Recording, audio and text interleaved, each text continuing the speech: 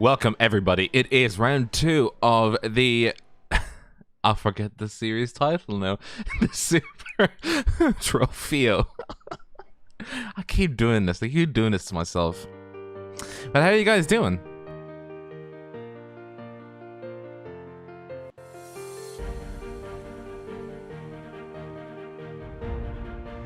The Super Trofeo.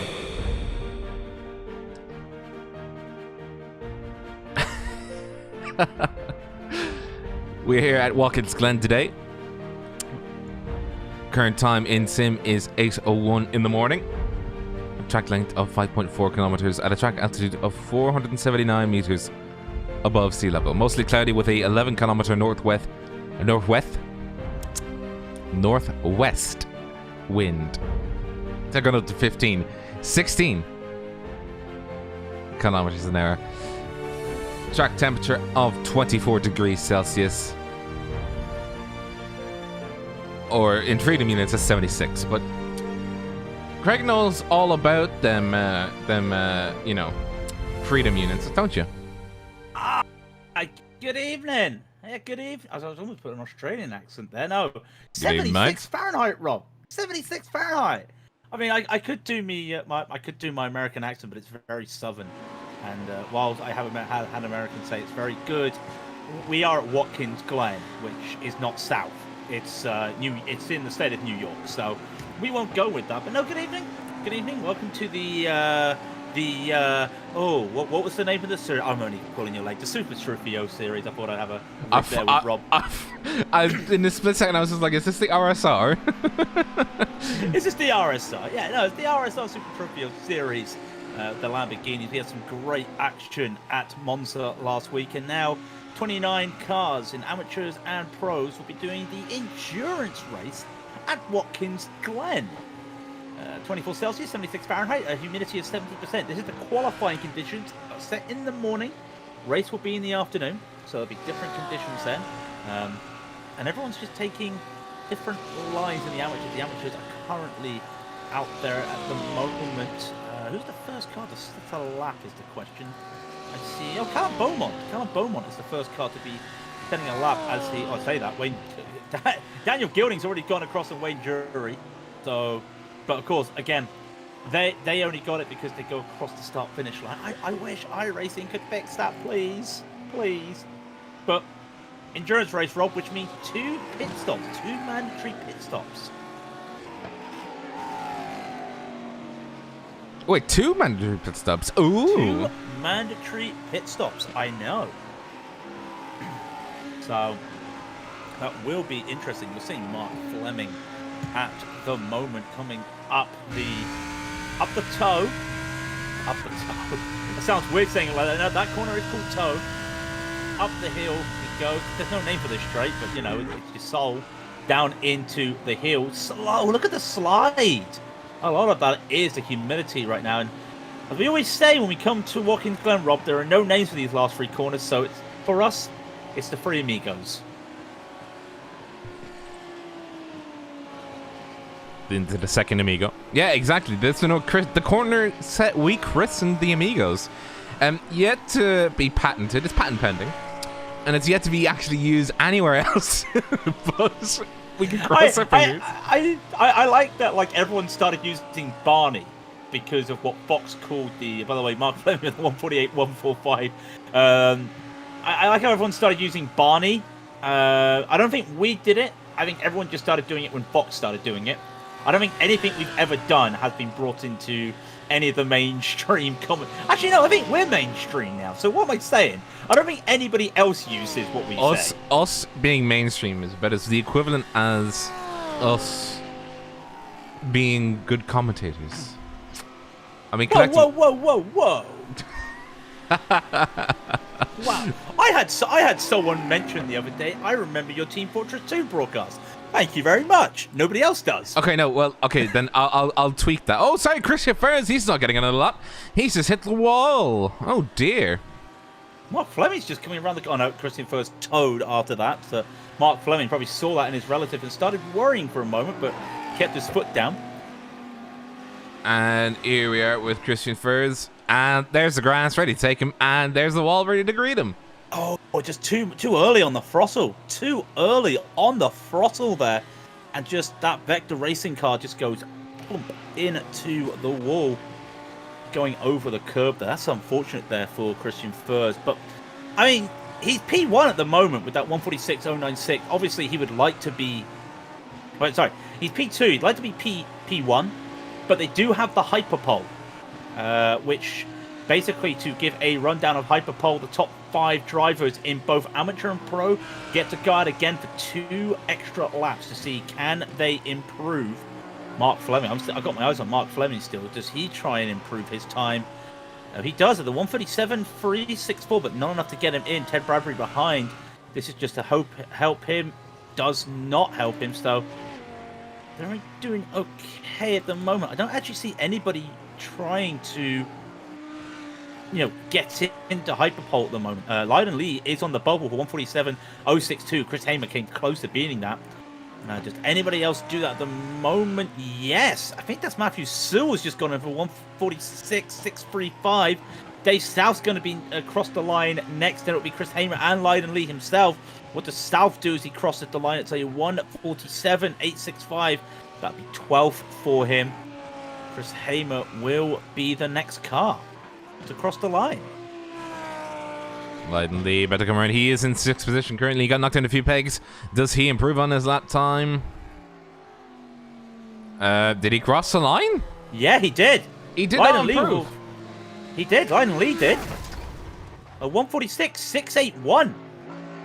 Now only Matt Heatrick can beat him and cannot do that. So Lydon Lee loses P5. And just like say that, hello, is that Callum Bolt? That's James Pierce, sorry, coming in with 146.352. So Lee had it again and just got taken down a couple pegs by James Pierce. So really good time there for Pierce. So I think Matt Draycott is the only car out, but no, he's already said his lap. What's he doing? What's that car doing? Get the man off the track. It's like when there was a person stealing the pace car in Talladega or something. I don't know if you remember that footage in like the 80s in NASCAR. But Bradbury, Furs, Beaumont, Pierce, and Sewell will be doing a Hyperpole once the pros have done their laps. I think Matthew Heatrick has had a second lap. He's still going out there like he's about to set a second lap. Let's see what he can do. Because it says he's on lap 4. He's done 2 laps. Pass. What is... Yeah. Very much a pass. Yeah, very. I don't know. We just get paid to just sit here and look at what's going on. I know. He's diving off to the side. That's him saying, no, I'm not doing another lap. Go on, turn left, Matthew. Can you do turn left? Do it. No, you can't. No, he didn't do it. It's like that little gap on the pit exit of Talladega. I don't know, you've never done oval racing, so you wouldn't know. There's a little gap on the exit of Talladega, a little gap in the wall, and if you just quietly edge over without a lot of speed, the sim throws you up in the air at a high velocity. So it's really fun. It's really fun to just do that instead of qualifying, because why'd you qualify at plate racing? The pros have got 2 laps to do this. You best start putting in some laps, or we're going to be out of this upper pole. So, did Paul Smith? Yeah, I think Paul Smith. Tell me he did. Yeah, Paul Smith had the first pit box. So and he couldn't get out. he can't get out. Look at it. He's over the line. He's technically over the line because he couldn't get out because Jonas Stray is right beside him. So I'm just having a quick look while we're waiting for these. When it came to practice times, Casper Lund at 145.312, James Armstrong 145.618, then Louis Eggerson with 145.676, and then Jonas Dreyer and Emil Tangard practically almost identical, 145.732 and a 145.753. They were the 5 fastest times in the 1 hour practice session before this, so it'll be interesting to see how everything just stacks up now with this race. How's that wind, by the way? It's still northwest at 14 kilometers an hour, and the temperature is dropped a little bit, now 24 Celsius, still 76 Fahrenheit. and that humidity will not change. It's the morning in New York. What do you expect? New York. Get a coffee, huh? And I'm walking here territory. Hey, I'm walking here. That's as close as you'll get to my New York accent. Or Jersey. No, Jersey is like I don't even know. I've never. Here's this thing, right? Okay. I've been thinking. I've been trying to put my finger on it. It's like I've been trying to put my finger on it. It's like, have you ever actually seen somebody from New Jersey speak? Like, outside of Jersey Shore, not really. Yeah. Yeah. Chat. Have you ever met a person from a New Jerseyan? Have you met a New Jerseyan? I will remember. We are looking at qualifying. They're about to start their first laps out of the first bunch. Jonas Dreyer, Paul Smith, and Lantikens. I went to Ohio. I had a partner in Ohio years ago, and I went there around this time, years and years ago. And I remember my partner had to get their oil change, and they went to Walmart, which to me is just hilarious that you go to a supermarket for your oil change. That's regardless of the point. I was sitting there talking about this massive snowstorm we've got with these two older guys that are just waiting at the same time we are. My partner speaks up saying, "I'm not from America, I'm British." And the best thing was, you guys gave us the greatest rock band ever. You gave us the Beatles. I'm like, yeah, okay. And I'm like, what? Okay. The weirdest thing you could ever say to a tourist is basically what we gave you. I mean, we gave you... we did give you U2. Rob gave you U2. We gave you Led Zeppelin. Oh, no. We gave you Def Leppard. We gave you the Beatles. We gave you Queen. It's a beautiful day.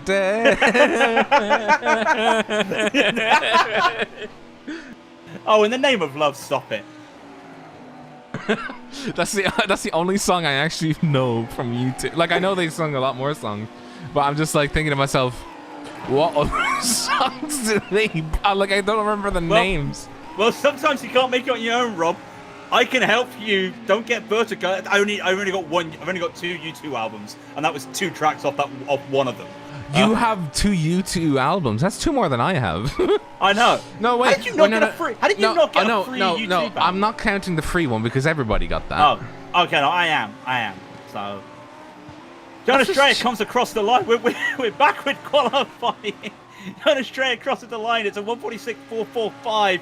And then Lantikens goes pole for the pros, a 146.378. Paul Smith did not have a good lap there. It's a 47.477. I think Taylor Lane is going to be crossing the line now shortly. You see the Casper Lund, as we were expecting, going pole with a 145.515.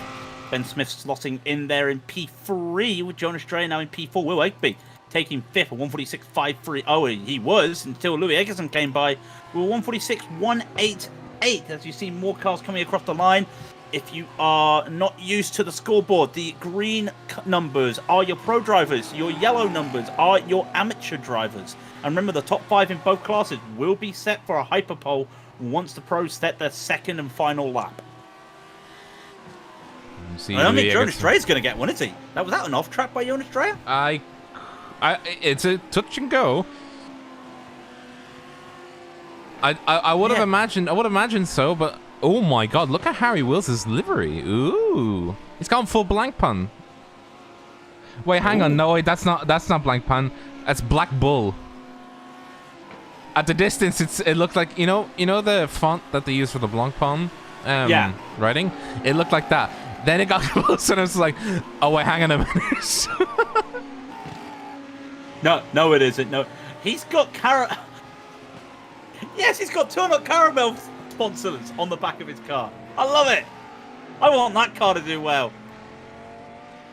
And he's doing well at the moment for the pros. When you think he's in P3 for the pros at the moment. Casper Lund's getting held up from Taylor Lane. Looks like Taylor Lane's had a bad moment here on his first lap. Or his second lap, sorry. So Lane's getting a little bit of slipstream at the end here. He can't do an overtake. There's no rules on overtake. It does hold him up though. Taylor Lane does go 17th though for 147.252. Names are flying in now as James Armstrong goes P2 for 145.870. Teakins for 145.888. Just looking at other names about to cross the line. I think Bottroff is about to go across again. 47.183. Paul Smith, 46.244. I think Harry Wills cross the line. Tangard goes P2. Tangard goes P2 for 45.736. Flung himself to the front. And now it's hyperpole time. So, Lund, Tangard, Armstrong, Teakins, Eggerson, all be going out for a hyperpole for the pros. Bradbury, Furs, Beaumont, Pierce, and Sewell all going out for the amateurs, unless I've not counted well. But no, I think I can count to 5. Yep, I'm right. Casper Lund, Emil Tangard, James Armstrong, Milan Teakins all coming out for theirs. The pros all line. Oh, come on, Teakins, you can line up. Come on. He's having the same issue. Look where he wants to go, and look where the line is. He's like, no. What's going? Oh, they're doing the shuffle. They're doing the shuffle. 1 Mecha 2 Mecha 3 Macarena 4 Mecha 5. No, that's not a shuffle. The Macarena is not a shuffle. You shuffle. Well, I mean, you shuffle your hands. Like, you do a lot of shuffling with your hands. The Americans will agree the only shuffle is the Super Bowl shuffle. Oh, here we go with this Super Bowl stuff. What was it like last night? I only watched half of it. And you got bored, I imagine? The team I wanted to win were getting heavily beaten, and I thought I wasn't going to keep watching. He didn't want to see I mean, if it was my own team, I'd stay up and watch the suffering. But I had no horse in the race apart from one team I didn't really want to win, who won. I'm just going to be like, I'm just going to go to sleep. It's 1 o'clock. Super Bowl halftime show doesn't interest me. But hey, we got good adverts out of it. I didn't watch any. Okay, I'm about to say something exceptionally controversial. It's not actually controversial, but it's controversial in like how many people would disagree. I very much dislike the Super Bowl halftime. Unless it is SpongeBob Super Bowl halftime. No, that's totally fine. You know, Nickelodeon were actually doing the Super Bowl this year. I need to see that right now. They did a playoff game earlier in the season, and it was great animation because when someone scored a touchdown, they had animated slime cannons from the corners of the end zone. The winner takes all. But no, it was what you expect from a Super Bowl. I love that song, by the way. It's like it's a song and a poem all wrapped in one. So we've got 10 cars out there from the backwards position. Matthew, his name's fixed, by the way. It's not Sewell. It's Matthew Sewell. It's James A. Pierce. It is Callum Beaumont, Christian Furs, Ted Bradbury, Louis Eggerton, Milan Teakins, James Armstrong, Emma, Emil Tangard, and Casper Lund. The two teammates back again, 1 and 2. Yeah, they are. I'll tell you what. I say keep your eyes on Christian Furs, because if there's anybody that's going to try and take that pole position away for the amateurs and is going to move up positions, it will be Christian. He did have the pace and he did have that moment coming out of the chute. So be interesting to see what he does. Casper Lund will be the first car out. Well, they will be due to the order they're in. So London and Tangard will be the first two. About 3-second gap between every car, which is pretty good to see when you think about it. Teakin's got a 2-second to Armstrong. That's crucial mainly due to there are no yellow flag rules. There's also no overtaking unless a car crashes. So they've got to be careful when it comes to that. But they're all starting their first lap.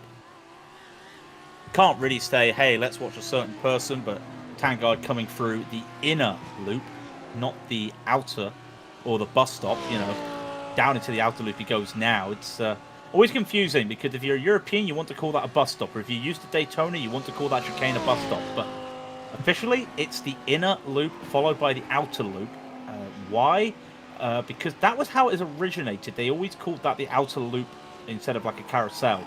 So they just stuck with that when they put the chicane in and called it an inner loop. Imagine if it was actually a loop, though. Like, remember that track in Gran Turismo 5 that you did a full loop? Like, imagine if Casper Lund! Did you just see Casper Lund going into the first Amigo, clipped the grass, and just lost the car? So this is going to be it's going to be not a fast lap. I'm curious to see how much that cost him. Comes around the second Amigo now and into the third Amigo. He spun! He spun his car at 180 degrees! So he'll have to wait. Oh my god, I can't believe you used that so perfect. I got it! And he spun his Lamborghini 180 degrees. Thank God, not faster. Armstrong faster, 45.868. What about Tikins? The 46.112, not fast enough. Eggleston with a 46.207. No good. Bradbury, not faster. Furs, faster, 149.993. Beaumont will come across the line now. What will he set? It's a 46.140. It's just not fast enough. How about Pierce? He's going to be crossing the line now. It's going to be a 146.619. Not fast enough for him. And Sewell coming out the final corner. What will he do for his first hyperpole lap? It's an invalid lap, actually. He'll get another chance, though. He's got 2 laps on the hyperpole. And Casper Lund, he's parked it. He won't be able to crack another. But you think about it. Armstrong has to find almost 2 tenths if he wants to get the pole. And then when you look at it, everybody else, listen, it's 0.171 between Lund and Armstrong. Then the gaps from Lund downward is 0.2, 0.3, 0.4, 0.4. So you get the idea. It's gonna be tough for any of them to. Yeah, Armstrong's gonna have to find 2 tenths. That's not exactly easy. Tangard as well. He's gonna. Yeah. I mean, Tangard with the gap that he has. He's not safe. He is not safe. Only 0.05 of a second separate second and third in qualifying, and all he has to do is to keep it straight as he comes around now on. As I say that, overcooked it, and Armstrong's hit the ball. Takins went off at the third Amigo. Eggerson's going to be the first one to set laps. The drama here. What will Eggerson do? Surely he can't go pole. The 145.886, he goes up to 4th. No Tikins, of course. Christian Furs has already got the lead. He's going to cross the line. It's a 146.225. Ted Bradbury did not go fast. It was an invalid lap. Beaumont of 46.089. It's faster, just not fast enough to go past. Pierce pitted. Matthew Sewell, what does he do? He's the last car to come around the corner. I mean, that was a bit of fireworks there. I don't think he's going to have a lap. I don't think it's going to be a fast lap. Just seeing 146.619. It is faster, but not enough to change his position. Just to replay how the 2 and 3 cars, all of them. Oh, that's Milan Tikins not being able to remake it, but just look at these 2 cars. Let's go ahead and replay for you very quickly what happened to these poor cars. Oh. And the wall. Pushing. And you can see he was trying. I reckon he was trying to keep those, probably like a 10th or something, and trying to find it. I reckon he was, I'm just speculating. It might be delta hunting. And probably saw that his delta was up and was just trying to push. And then it just went topsy-turvy for him. But that is qualifying done with, so let's go over their results. Why did you say it in a slow tone? In the results. Do you like my results? I don't even know what I'm doing right now. I don't even know. Oh, Casper Lund. Let me put it before we start. This is what Craig has to deal with on a normal day. So you guys get to see the experience past that.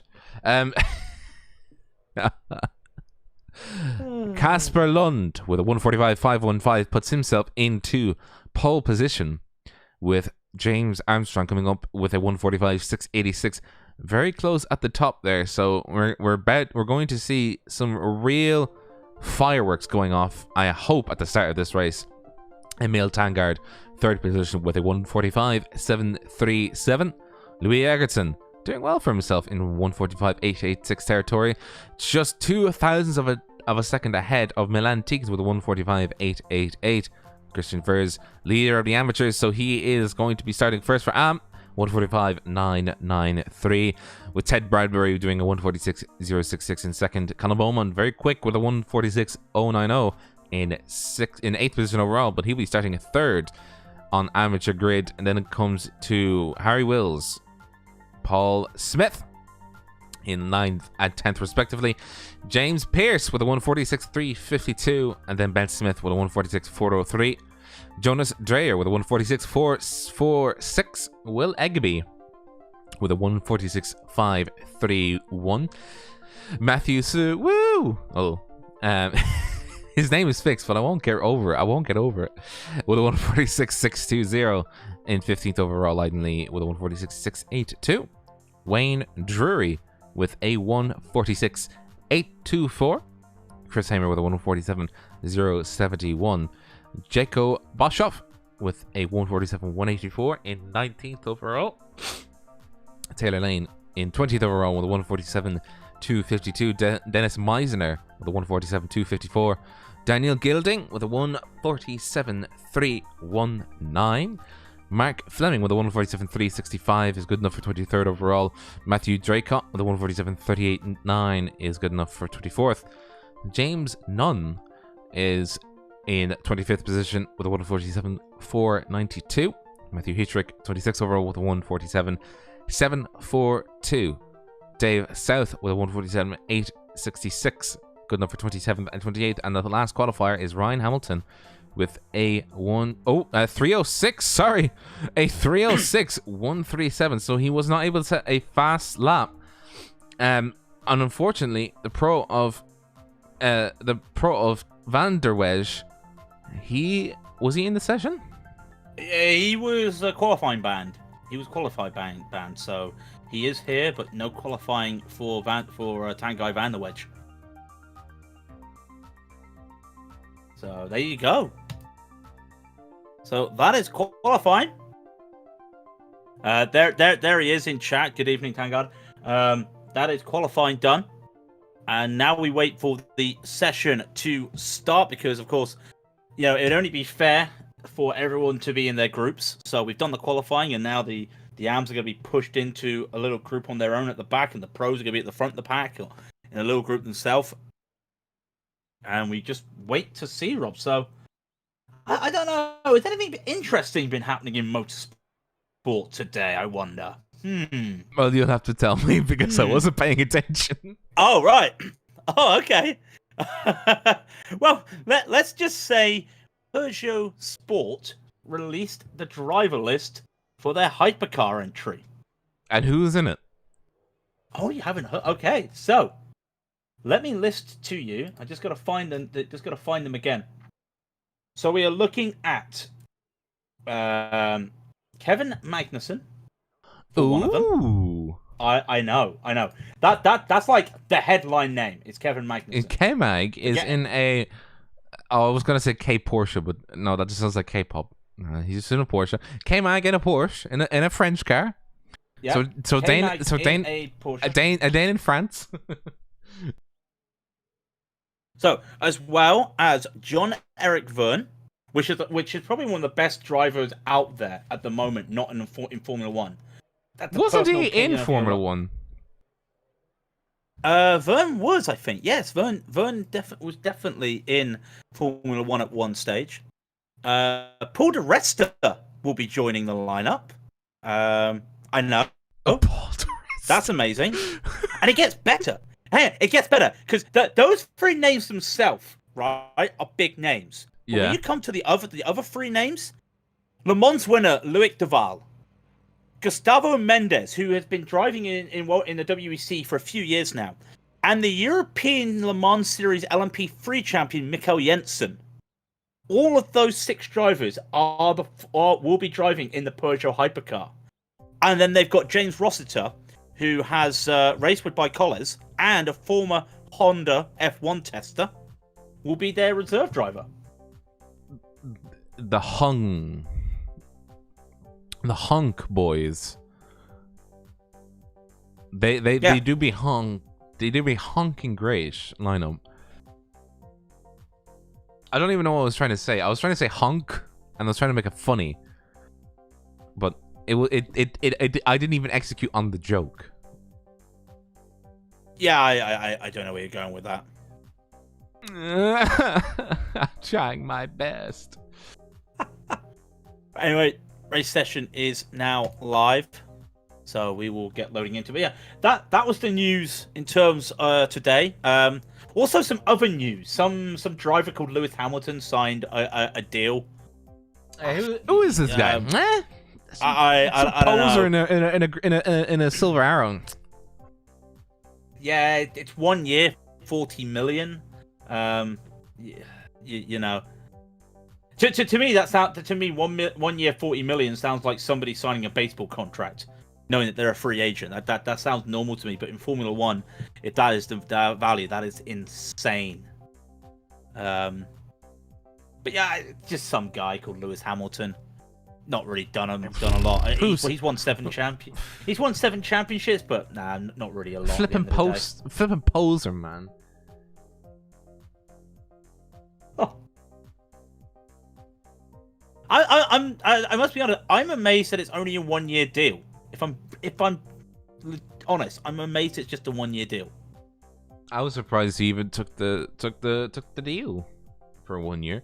I thought he would have because he did start his own like team for Dakar, didn't he? Or something. Yeah. Oh yeah, Extreme E, which is like. I thought you were about to say Extreme Meme. I was just like, where did you get that name from? If that's his actual name, if that's the actual name. Yeah, I think Mark Fleming's right. He's gonna win number 8 and just go. I have to go now. My people need me, and just go off, itchy and scratchy and Poochie style. Mark Fleming does make a good point. He just wants. Yeah. He wants to win the That's what I ace just for said. the record. Oh, yeah, that's what you said? Ooh. I said nothing. I said nothing. Echo.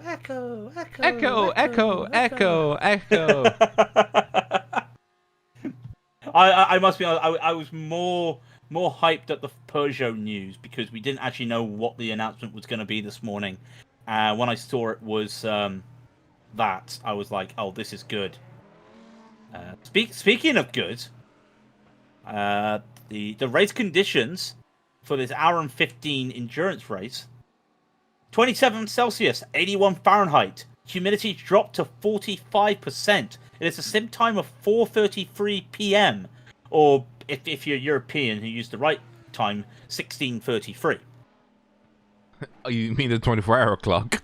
What are you saying? Americans don't understand what 24 hours is? No, they call it military time. I'm like, no, it's the, that's not. No, military time is something like 0305 Zulu. That's military time. No, military time is over 300 hours. It's the same with the shipping forecast. Have you never heard the shipping forecast? No, you haven't. No, you haven't, because you don't need to. We are the shipping forecast. I just call you Rob. What's the weather doing over there? It's blimey. I can't breathe. I've been blasted by water. I will say, when I used to when I used to listen to the cricket when I was working in my post van. Sometimes I'd have to hope that the van had Radio 4 long wave. Other radio stations are available, but Radio 4 long wave only had the cricket, and every 12 o'clock every day they'd have to stop doing the cricket so they could do the shipping forecast. So I just got used to it. So, well, everybody just stood there and went, and now we pause the cricket for the shipping broadcast. I mean, literally what they go, because the broadcast is on digital, on like their digital service, and it's got no pause. So they go, and now listeners of Radio 4 Longwave will be leaving us shortly for the shipping forecast. And if it's in England, the shipping forecast, and then you come back, welcome back to our Radio 4 listeners. You've missed nothing. It's drinks break. Okay. It's almost like the cricket's gone. Lads, 12 o'clock. Come on. Get the drinks. Come on in for your drinks, boys. Come on. Get your drinks. We gotta let the shippers. I mean, for the people standing outside, they probably would need a drink for standing that long and not seeing a single ball come out their way. Okay. We're doing this now. We're doing this. Yes, we are. Yes, we are. I can't believe you're doing that. I mean, to be fair, I did try watch cricket once. My only impression, my lasting impression of it is, they really don't hit the ball well. So all I'm gonna say is, did you watch it with them all wearing white? Maybe. Yeah, I mean, as much as that's my favourite, I would say for someone that doesn't know the game, it's probably better to watch the shorter format. Yes, Rob Armstrong gets it. Rob Armstrong. I did not want to say that on stream, but that is it. Yes. Fourth, Tyne. Dogger. 4 to 5 occasionally. 6 losing its identity. Good. What do you mean losing? What does losing its identity mean? Chromatites. 5 to 6. Occasionally 7. Hard gales. Poor. Oh, that's the weather. Oh, that's the scale. See, we just see our fishermen's forecasts are like this. And now for the weather report at 1200 noon today. Winds will be would be, well, you'd have a position, so it'd be like Balmullet, west southwest, 13 knots, gusty, 12 miles, 1024. Rising slowly. Dublin Airport, north-northwest, 15 knots, cloudy, 11 miles. The view at Dublin Airport Air Traffic Control Tower was 20 miles, 1,000 steady. I love it. I always like looking. I always get confused. I look at Wikipedia. I love how that there's examples, and there was a storm that they had to recall Rockall, Malin, Hebrides, Bailey, Southwest Hurricane Force 12 or more. That's all they put out. That's all they put out. And you know where Rockall? Do you know where Rockall is? No. It's Northwest Island. Oh dear. Oh, that was when that hurricane, like a mini hurricane, visited us, and we were all freaking out. That was in '93 during the Brea storm. But yeah. And everybody was just like, oh no, oh no, oh no. Southeast Iceland. North 7 to severe gale 9. Heavy snow showers, good, becoming poor in showers. Moderate icing. I wonder what the weather report would be like for these. Well, I mean, where's the wind coming from? Wait, we have a detailed start. Hang on, I got it. Watkins Glen. West, 7 knots, cloudy, 13 miles, 1004, steady. Okay, I got one issue with that. You called 7 kilometers an hour 7 knots. Yeah, I did. I forgot that was a knot. You couldn't translate it directly to knots. It's like 4 knots or something. So I just realised it's a 15-minute practice session. I'm there thinking to myself, we're going to be going live shortly. No, we've still got 5 minutes. We already are live. No, I meant the race. Oh. Oh, we're always live. Don't worry about that. No, but we'll get you trained up in cricket, you know, because Ireland do have a good cricket side, so you'll be fine. Yes, exactly. I appreciate it. And we did steal a couple of your guys. What do you mean? What do you mean? Whoa. So basically, it's the England. It's I think the ECB is basically the England and Wales cricket board. Wales don't have one, but Northern Ireland doesn't have anything. So we pinch. So if your family, like our captain of our one day side, Owen Morgan, is Irish. You pinch our gosh darn players. We pinched one guy. I can't remember who it was. And then once Ireland were getting good, he went back to Ireland and to play for Ireland. Yeah. So he played for Ireland, converted to England, then went back to Ireland. I can't remember who it was. It's just like you're English now. You're playing for You did us. beat us in the World Cup. You actually did beat us in the World Cup. It was one of the shocks of the...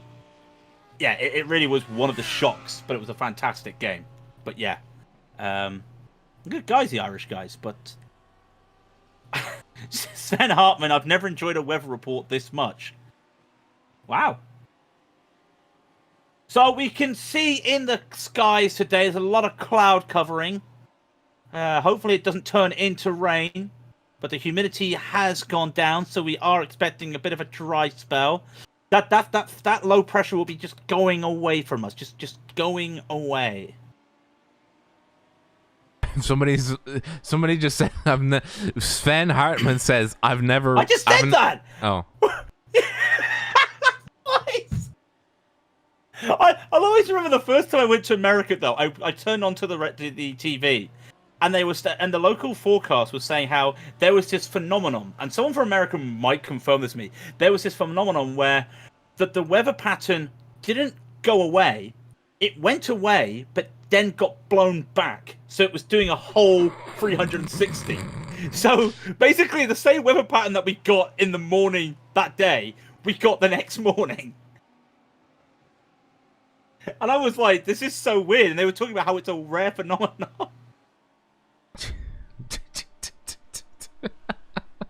It just blows the weather back.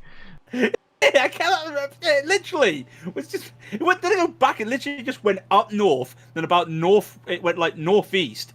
And then from there, it just did a whole loop again. And I'm like, what?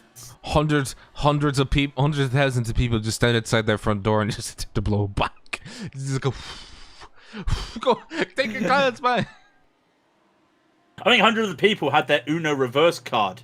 Do you know what I mean? What? They showed it to the clouds. And it's like, hey, yo, clouds. Go backwards. Go the other way. Go the other way. I Uno reversed your wind direction.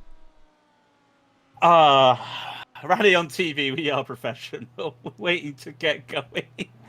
I am curious. I am curious to see what's going to happen, because we have said to these drivers before, we have a little bit of an issue when it comes to Raidillon TV and Watkins Glen. We have chaos. Racing SimRigs, a Racing SimRigs series has had a massive crash. Actually, this is interesting. The start-finish straight has got sunshine. You got the chicane, the S's, there's sunshine. By the time you get down to the boot section, there's no sunshine. So that's going to be interesting if it stays like that for the rest of the race. But we have had chaos, and a Racing SimRigs World Series race has had a massive crash going into the exit of Turn 1 before. If anyone watches our Huskenveld GT Challenge last season, there was a ginormous crash after the S's. I've never seen anything like it. So, unfortunately, we are known for broadcasting the big ones at Watkins Glen. But I hope not today. I am curious to see this battle at the front, though, between Lund and Armstrong. That would definitely be one to see. Don't forget about the other Project Dynamic drivers, Louis Eggerson and Milan Tikins. The amateurs, like I said, Christian Furs, I said was going to get pole from the hyper pole. I think he might just do what he does and just pull away. But then it all comes down to, does he get affected by the pro drivers if there is an incident? Remember, there will be safety cars. That is crucial. We need to draw okay, are you listening to this, Rob? You're not going to have an echo this time. You need to motion somewhere with the report, digital drawing on the broadcast in the sky. Do we just put text up there? Do we just say, like, clouds? Clouds everywhere. Just get a pen like they do in the American football. You just circle this right here. You've got to keep an eye on that guy. You just do that. You just circle the cloud. You see these? The clouds. They're not going to rain. iRacing has no rain. But it is going to stop the sunlight getting on the track, and it is going to make it colder. Like I said, that's going to be quite interesting, because if the sun's out on the start-finish straight, but it's not around like the boot section. So you're looking at like hotter temperatures on that start-finish straight, but then it's going to be colder on the back.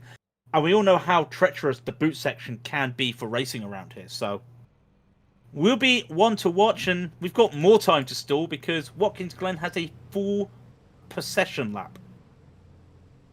Indeed, it does, and you can see the separation between the amateurs and the pros, and I think it's going to be quite easily done. I think the separation between the two once they get down to it. But it's 75 minutes of racing around here. Not the usual. What's it called? Not the usual. 2 30-minute sprint races. 2 30-minute sprint races. Back-to-back races with a 10-minute gap. Well, it usually is a 20-minute gap in between. They'll have to race for the 75 minutes with 2 pit stops. So we will need to see how things shape up, and they are setting off as the pace car leads them away. And we'll look at the pace car. Let's go look at the pace car. How you doing, pace car? You going to go into the cockpit of the pace car? No, I'm going to go into the gearbox of the pace car. Oh, okay. Because we're looking backwards.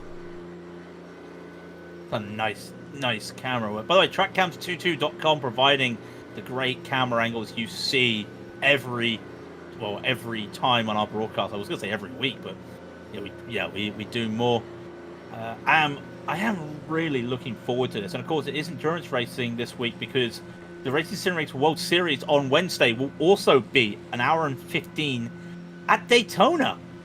I mean, that's fantastic. You know, it's Daytona week in NASCAR, and hey, let's do some more Daytona. You excited for Daytona, Rob? Daytona. Take that as a no. Daytona.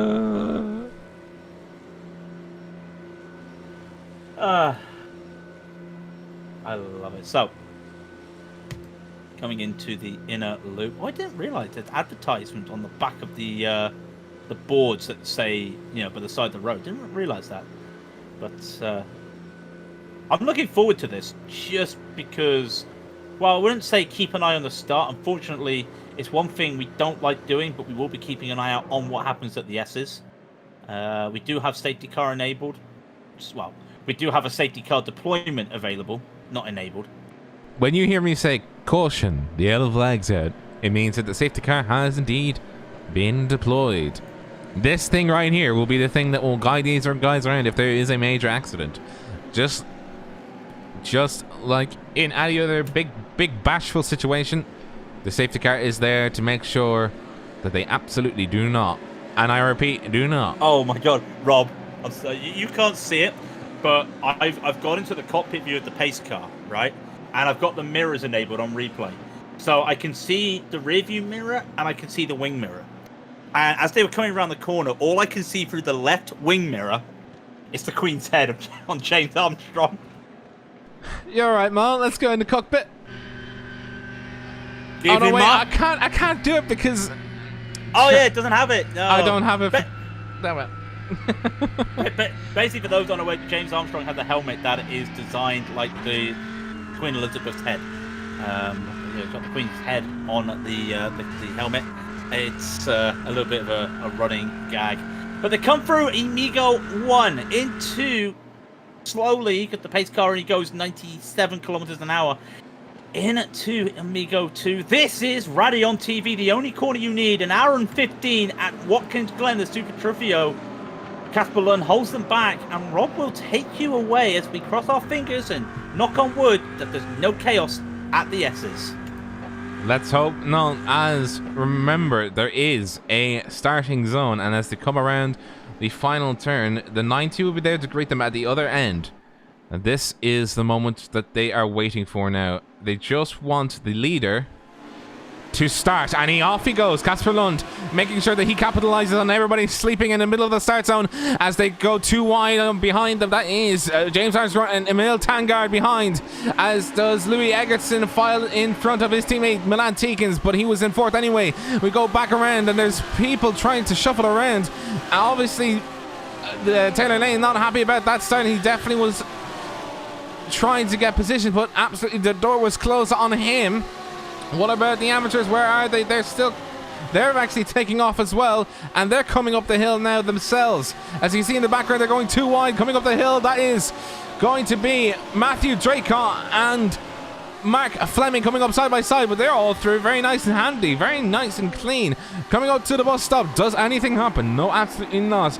No moves in the professionals, I can assure you of that, as the amateurs come all the way through, and that is Christian Furs and Ted Barry battling through the outer loop as they come down into the boot section. Here is the big boys, the 5 big boys, the 6 big boys as they come around into the boot section into the heel.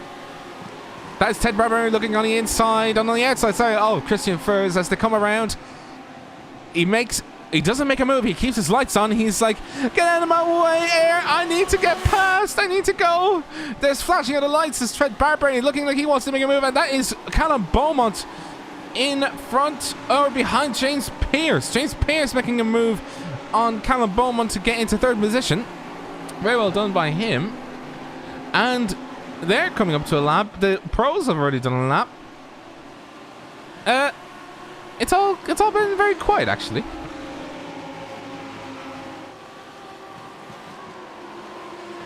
As you come around to the 3rd amigo, and the amateurs are about to start their second lap, actually.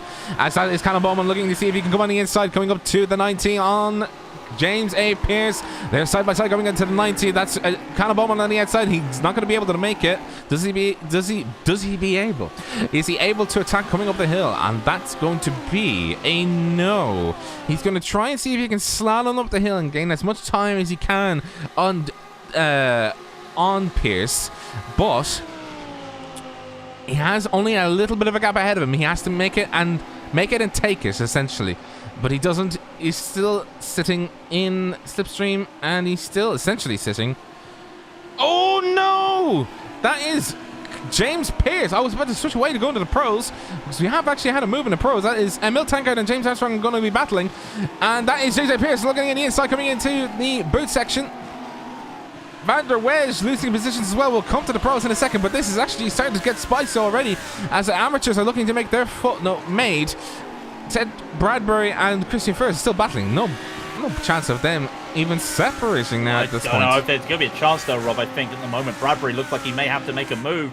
Furs thinking about defense, but Bradbury wants to look at it, but he just cannot make that send, especially into the heel. It's not a really nice place to go too wide, to just lose a little bit of time.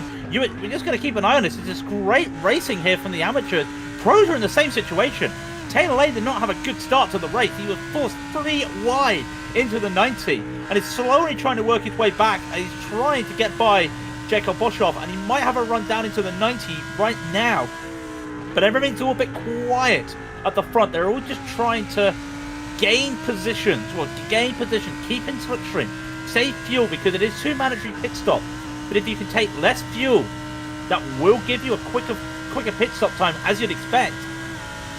Emil Tankard is basically almost like the wingman right now. Armstrong is trying to push hard against him as Casper Lund continues to just pull a gap away from his teammate, as Tankard is basically just battling.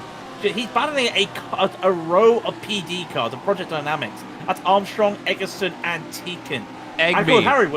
Egby making a very sly little move on Ben Smith, coming back up into 10th position after he lost some positions. Going side by side now with Smith. He lets Smith by. Smith is sliding though. This could be a chance for him to attack on Paul C. Smith, going around the outside, coming into the boot section, coming into heel, and he's left the door wide open from the inside for Ben Smith to retaliate. But Ben Smith is not able to convert that into... Oh, well, he's blinked. Come on, Ben, don't blink. Ben, don't blink, please. And there's goes Will Egby on the inside, coming into toe. Coming around the inside. Makes that work, coming up at the 9th position. That's 2 positions in 1 lap. Oh, and does Paul's fight back? Paul is fighting back, making sure that Project Dynamicar is not staying still.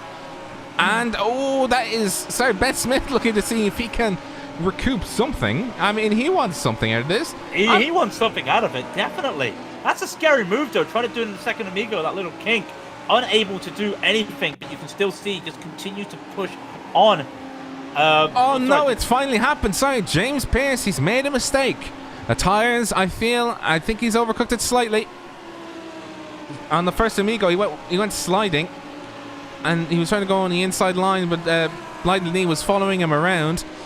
A bit like, you know, when you have that sort of tunnel vision where you're following the car behind you. Oh yes, I know very well. I think unfortunately Raidillon had a bit of that. But that is Callum Bowman coming up into third position now, and he's chasing down Ted Bradbury for second position. Coming up the hill, and the battle is still raging on between Christian Furze and Ted Bradbury.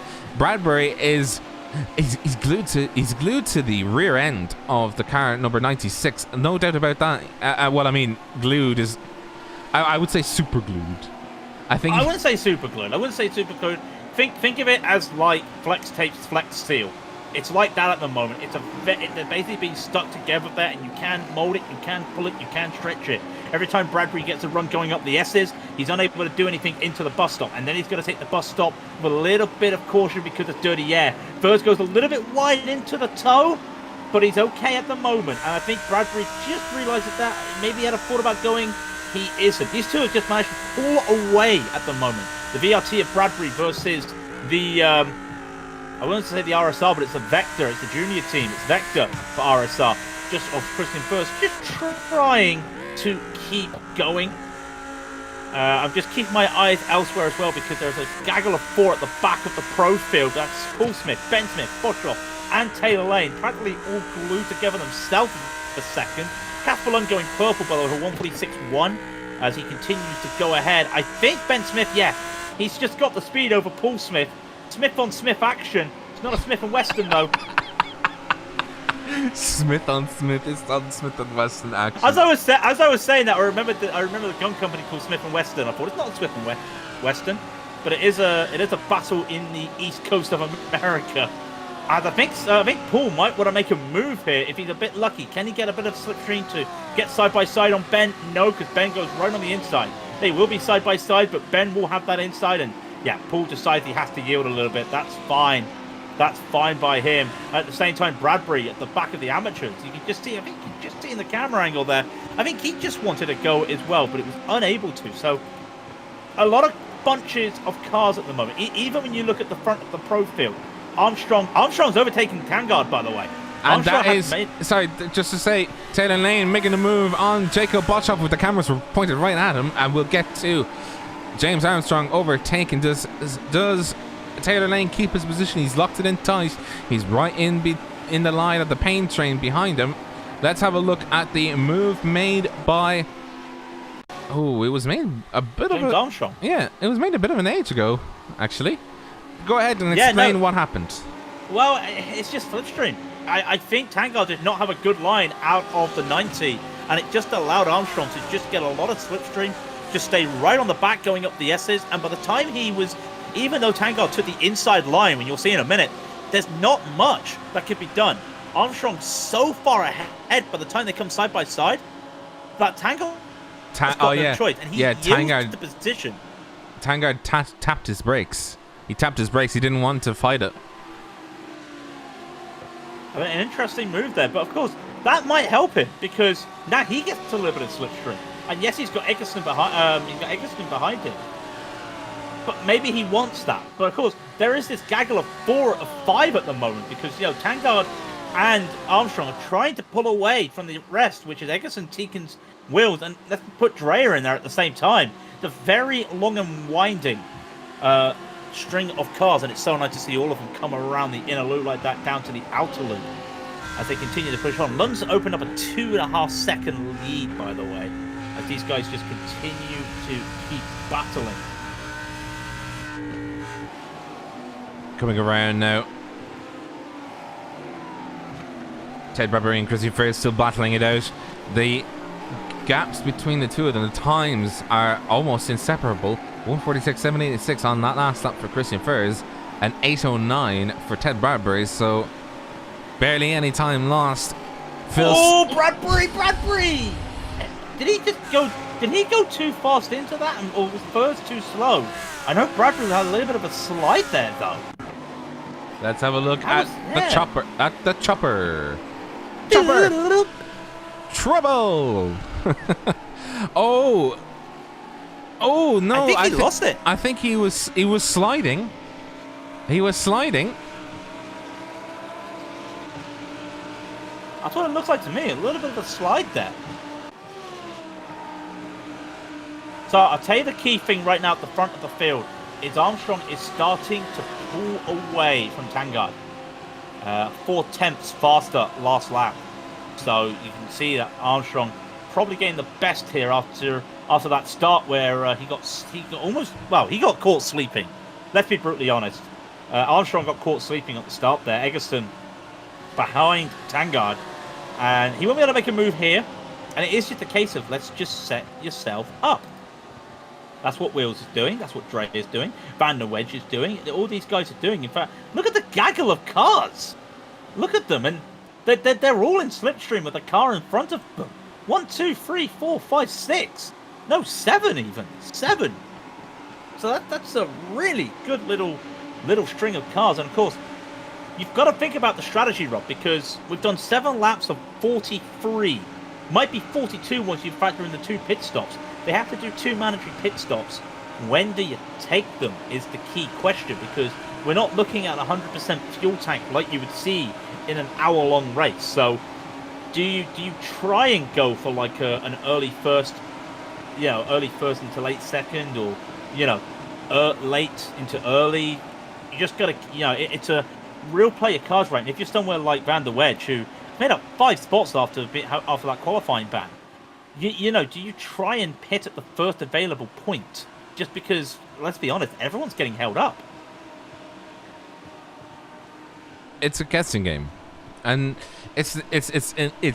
you bring in the kind of the sprint thing where it's like, okay, so I have to make a pit stop. Do I undercut and hope for the best, or do I wait out as long as I possibly can and hope that I come out ahead of them? It's a question that both Armstrong and Emil Tangard will have to make. Casper, he's putting in laps, in it. He's definitely putting in laps. So 146.446 was 2/10 faster.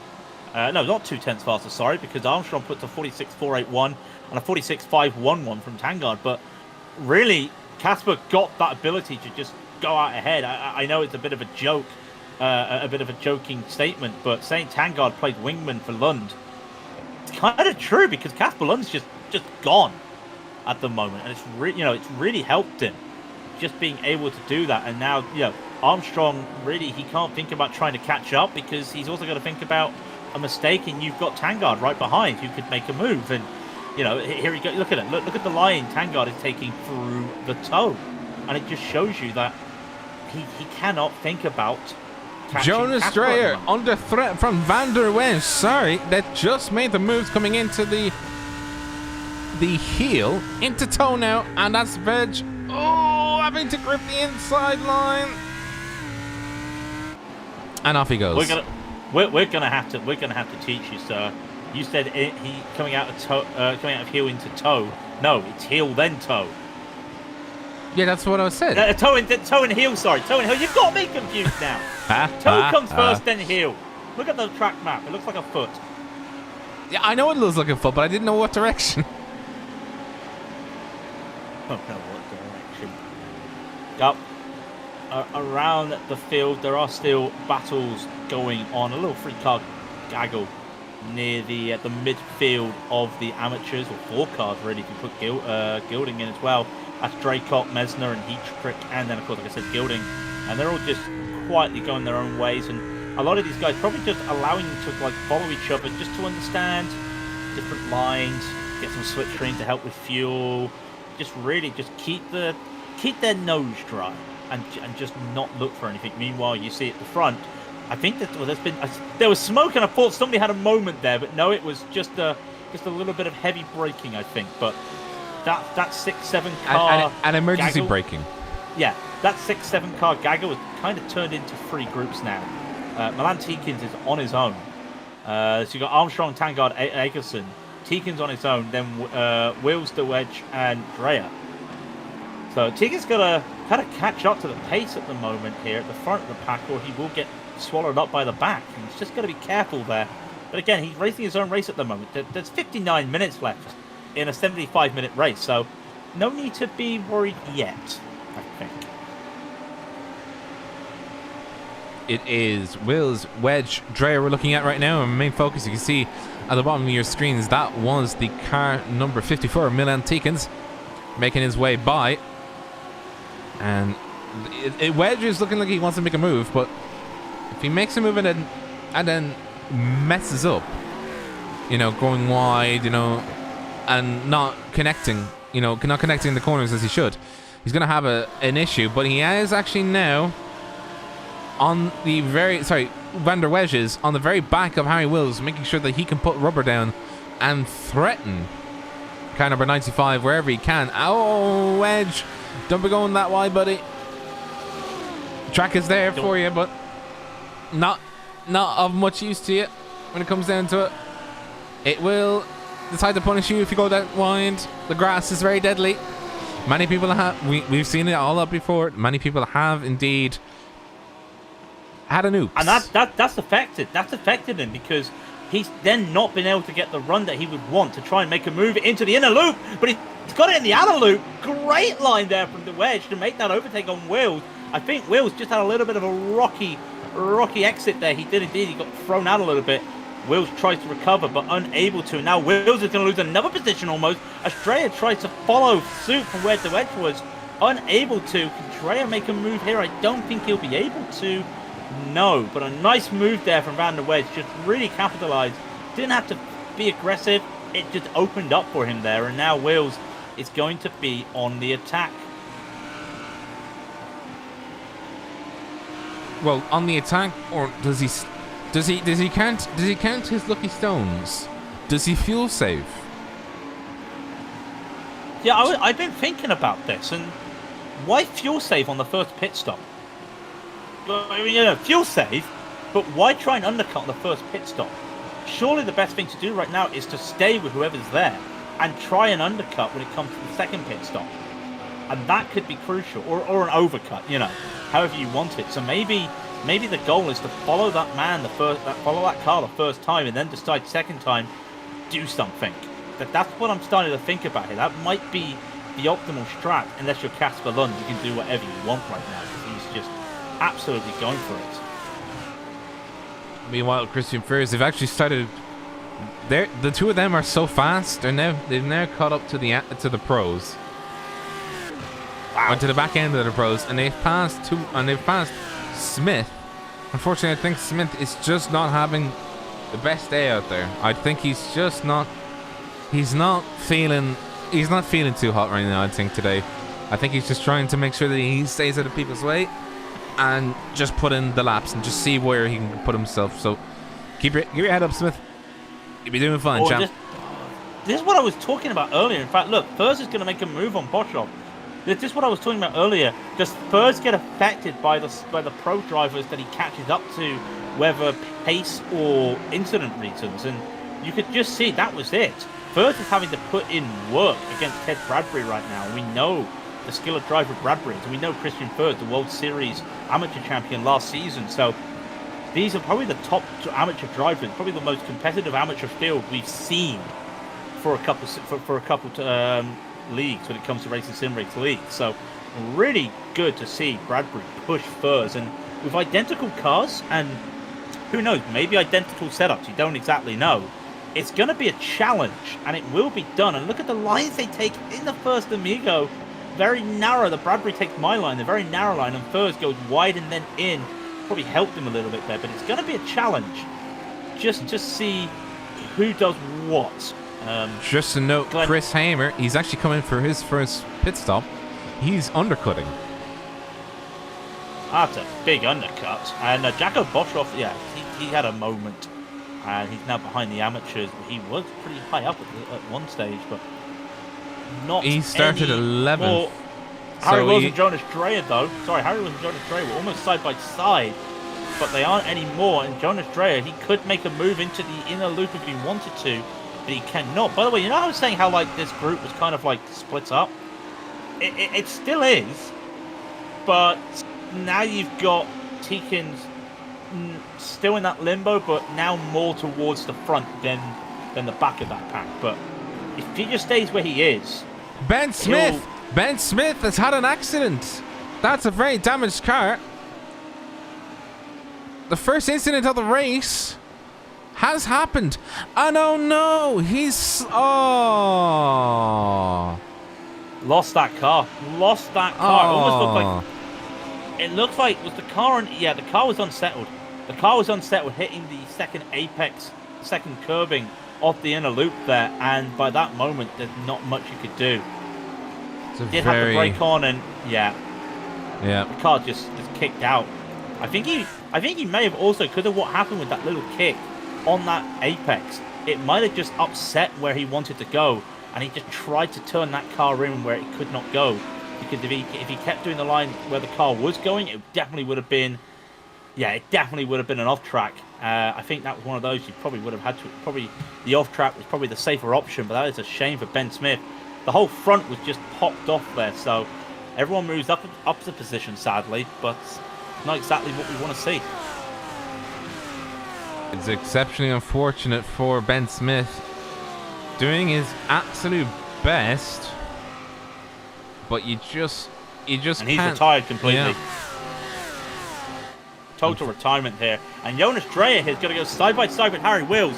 Just a quick note, he's going side by side into the inner loop, and Harry Wills has got no choice, but to surrender that position. And Dreyer doesn't overcook it, keeps that car going, so goes up to P7 as Wills now. That's a second position he has lost overall in the race. Started 6th, is now down into 8th. And hang on 1 second, what's happened to Van der Wedge? What's happened? Dreyer, sorry. What's Dreyer, sorry? Yeah, Dreyer. Oh, the car just said no. The car said no. Let's have a Wills look. has got that position back. Let's have a look on his roll bar. Let's have a listen to the engine. Oh, and he drifted the rear. Oh, that wall was so ready to grease him there. He was very lucky. And he has lost a little bit of slipstream over Wills there, over Harry, and that's going to cost him. Meanwhile, Van der Wedge is taking this as an opportunity. He's right on the back of Teekins, and Teekins is still trying to catch right to the back of Eggleston, but is unable to. So Tankard, and also I've noticed, because we could say about, they're still the same at the front. They're still the same at the front. Armstrong is not able to pull away from Tankard. Tankard is matching him. He was faster by 200ths last lap. So that's Tankard. So Tankard is still trying to catch on to Armstrong, and he's not worried at all about that number 1 car from Louis Eggleston behind him. It's a shame. It's a shame that it's, there's not much you can really do other than, have a little sad moment to yourself. I'm talking for Ben Smith, the car just decided today is not going to be the day for him. Oh, Rob, we're going to have a moment in the amateurs. Bradbury's going to go side by side into the inner loop with Furs, and he takes the position. That was just a full send. He was never going to let off there, and Furs had nowhere to go as he was on the outside. Bradbury takes the lead of the amateurs with just I'd say a simple move, but he had to do it. He had to ask the question to Christian, and Christian just did not have an aggressive answer, especially with 50 minutes to go. I think if that was near the end of the race, I think Christian probably would have taken that too wide, but he just decided, no, you can have it, Ted. Up into first position goes Ted Bradbury. An absolute cracker of a move around there.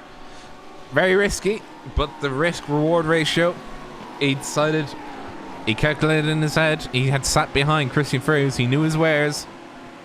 He was being a patient man, and finally executed the move right when he thought he'd have the best chance. And now he's got clear air in front of him. He's got Will Egby in front of him to set as a marker. It's like, okay, I want this car near me now. I want him because it'll be. Oh no, Christian Furs! No, it's all gone wrong. Oh, I don't think he hit the wall. He tapped it. Yeah, he did. I thought he didn't hit the wall. Yeah, he hit the wall. Oh yeah, he hit the wall. He got away with it, though. In all due fairness, he got away with it. And as you can That see, could have been a lot worse. the car drifting out. And, oh, crikey. He actually went up in the air on all 4 wheels. There's no damage to that car. Oh, I tell a lie. How is there no... How? He smacked the wall. Rob, I cannot see any damage to his front. I'll put it like that. I am actually trying to inspect... What, did we just find the formula of not getting damaged? Just smack the tire wall coming out of yeah, 3. hit the tire wall, you're fine. No, I'm just looking. I can't see any, like, damage that you should be worried about. I'll get a good look right now. And there's nothing. Honestly, there's nothing on that side that hit the wall. So he's lost the slipstream of Bradbury. On the plus side, because he let Taylor Lane go by, he's now in the slipstream of Taylor Lane in the fiercely forward car. So it might help him, because at least he's got someone that he can stay with. And I think there's been a moment just behind them with some cars. No, it's someone blinking. That's Jakob Boshoff blinking pretty badly. In my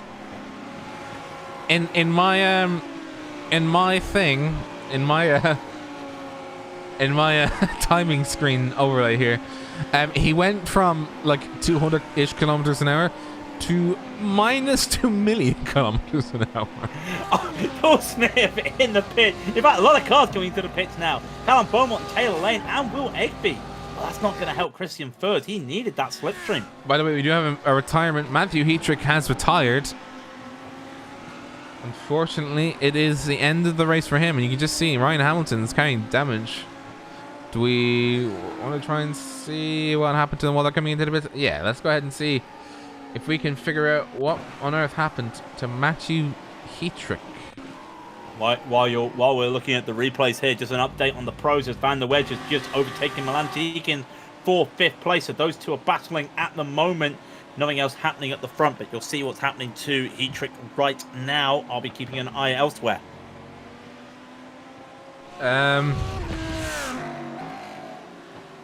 That car's fine.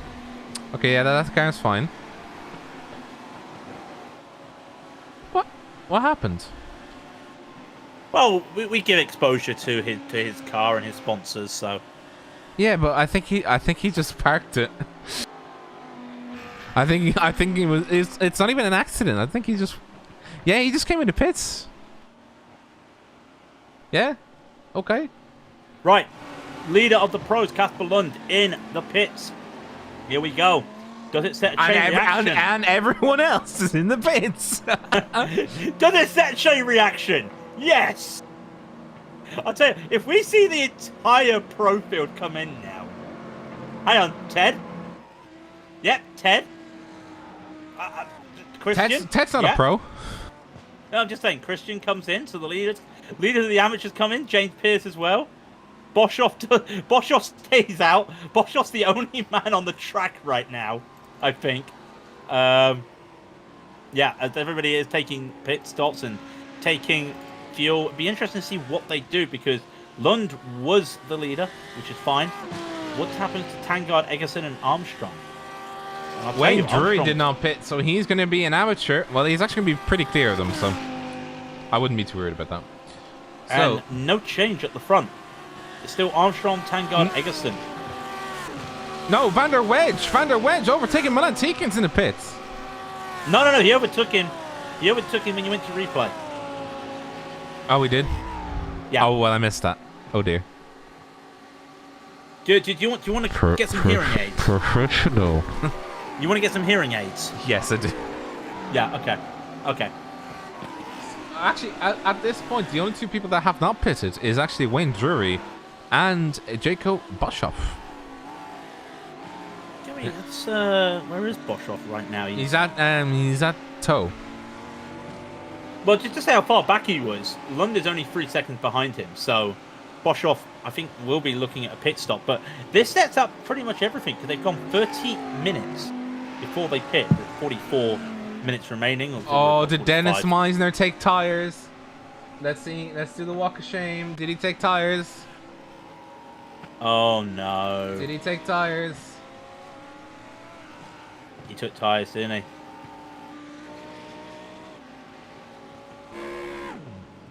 Did he take tires? I don't know. I think he might have had some damage he got fixed or something. That's very interesting. There was nothing. Did not see the car go up.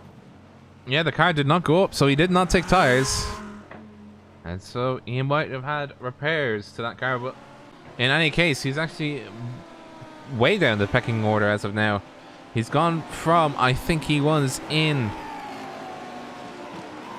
18th. He is now 25th overall. So he's gone from somewhat in front to oh dear territory. Oh dear, indeed. Taylor Lane now is behind Christian Furze, so Christian Furze gained the position on the track, but no, Ted Bradbury still in the lead and Christian Furze still P2 in the amateurs. Gap's only 2.3, so it's going to be interesting. Now you've got to think to yourself. We know that they can do 30 minutes on these tanks. Yeah, you got to think to yourself right now. Does anyone try an undercut? Because looking at it, no undercut works for anybody. Well, what about Chris Hamer? He was our undercut standard, and he is in 20th position. So he is in. Oh, so he's exactly where he's exactly. No, he's exactly one position ahead. Oh, okay. Oh, you said never mind. He started 21st. Oh, I think Wayne Drury took tires. Oh dear. You spent a minute in the pits. Oh dear. Yeah, that's a tire thing, definitely. So we do have Armstrong and Tangard battling. If anything, that's helped Tangard a little bit. He's caught onto Armstrong. Probably gained half a second, which doesn't sound a lot, but when you think that he wasn't right on the back of Armstrong, he now is. Egerson is right on the back of Van der Wedge. Or sorry, vice versa. Van der Wedge is on the back of Egerson. Teekens has lost time during that pit stop. So Van der Wedge is really moving up the field here. He is in P5. Remember, he did not qualify. He had a qualifying ban. He's gone all the way up to 5th position. And if these cars go wide like they just did there, going up the S's, Van der Wedge might make a move here. Very hard to go too wide up the S's, so he'll have to just be a little bit coasting on the brakes. And now Egerson realizes it. He's going to try and hold that inside, but it's too late. It's too late. Is it too late? Van der Wedge. Oh my God! Van der Wedge almost went to the back of Egerson. They're going to go side by side. And I think Egerson just decided that's enough. They yield, and Wedge makes another move up to 4th. 9 positions gained this race for the Ronin Sim Sports car.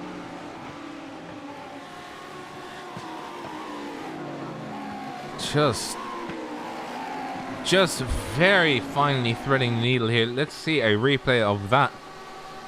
Chopper! And as you can see, just almost hitting the rear end, and Louis just, there's no point in fighting that. If Verwedge wants that, he got it. So also a close moment there, but very, very well done between them. No point showing Casper Lund once again, by the way. He's just dominated. Tangard still battling with Armstrong. He's 11 seconds. He's 11 seconds. This is a gap. Get going. Right now. Yeah, get going, Casper.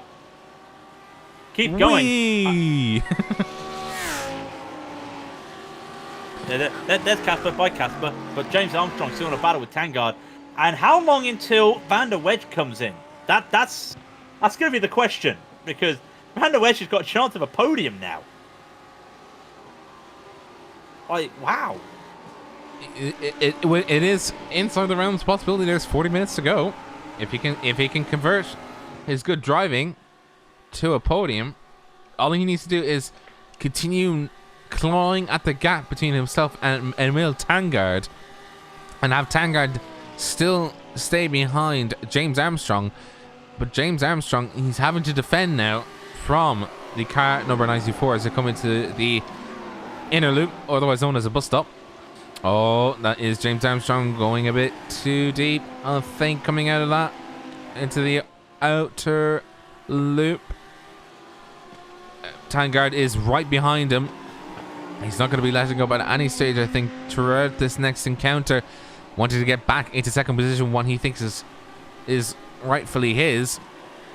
And that, oh, he's sending it in on the inside, coming in too. Oh, what a run. What a run he had, though. But it did not pay off for him because Armstrong was there. You can see what he was trying to do. Just get a little bit of speed, a little bit of momentum there. Get the rhythm going. And it's not worked for him, but he is putting Armstrong under pressure. And really, that pit stop helped him. Gaining half a second in the pit stop it doesn't sound a lot. But right now, it's helped Tangard get right on the back here. Because before the pit stop, he was about 0.8 of a second to a whole second behind Armstrong.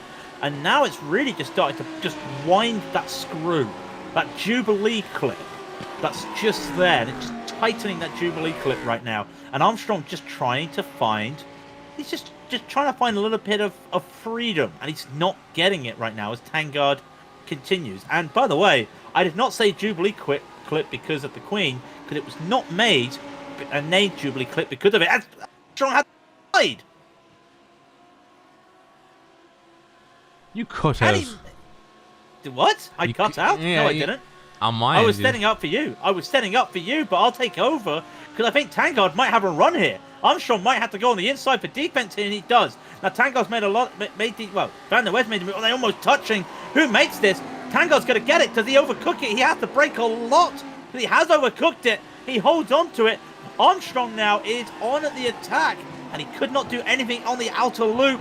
And he set himself up for the shoot. He's trying. Tangard weaves to the inside, back to the outside. Wholly in his right because that's the racing line. And Tangard continues to keep that position after making that an overtake. You can see it is essentially now a game of cat and mouse to see who will have their day essentially, and that is, sorry to apologize, but I think that was Paul Smith having an accident. He kept it out the wall, but he is now down the pecking order quite a long way. As we come back to Armstrong and Emil Tangard, 37 minutes remaining coming through the Amigos. That's Emil Tangard having a little bit of an issue, opening the door for James Armstrong to set up for the start finish straight into the 90. Or does he set up? Oh no! He cut the grass! The wedge in the grass, and he hit the wall. No, and he keeps the car rolling. That's not wedge. That's not wedge in the grass. Tangard. I don't know why I've got that. Apologies, Emil. He's gone down to 6th. He's going to be 7th, but he's got a battle with Harry Wills.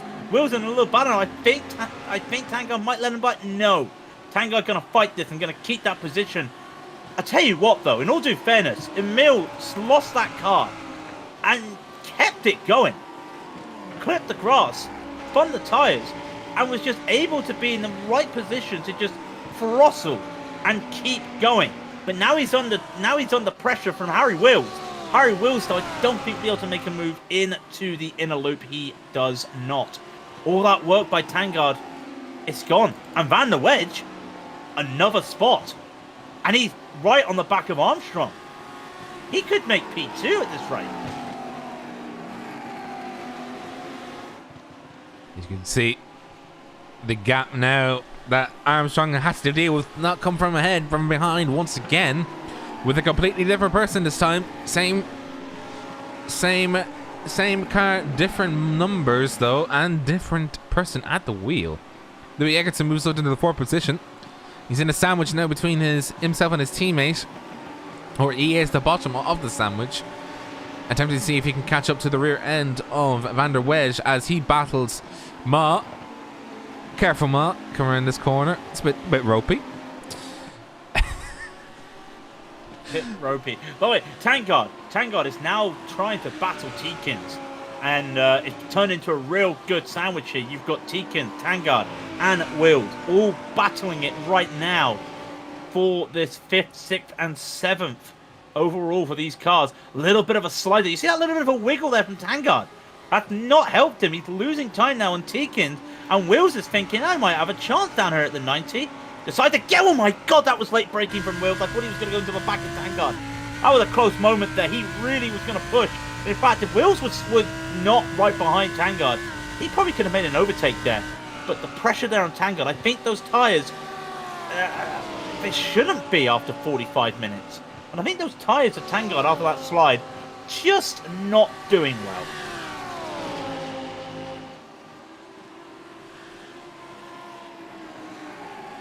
So, while that's happening, Rob, you know what else is happening? How about a battle for the podium spots in amateurs? Ted Bradbury is still way ahead of Christian Furs. No, Milan Tikins, sorry, let's stop. Milan Tikins is off. Milan Tikins has had a moment. What has happened to Milan Tikins? Now, did he lose it in the outer loop? He lost it in the outer loop. Nowhere to go. Oh, he tapped Harry Wills. Harry Wills got tapped. Oh, little bit of a tap there for Harry Wills. Might have got away with it. But that's Tikins down the pecking order. He was P5. He's now P7.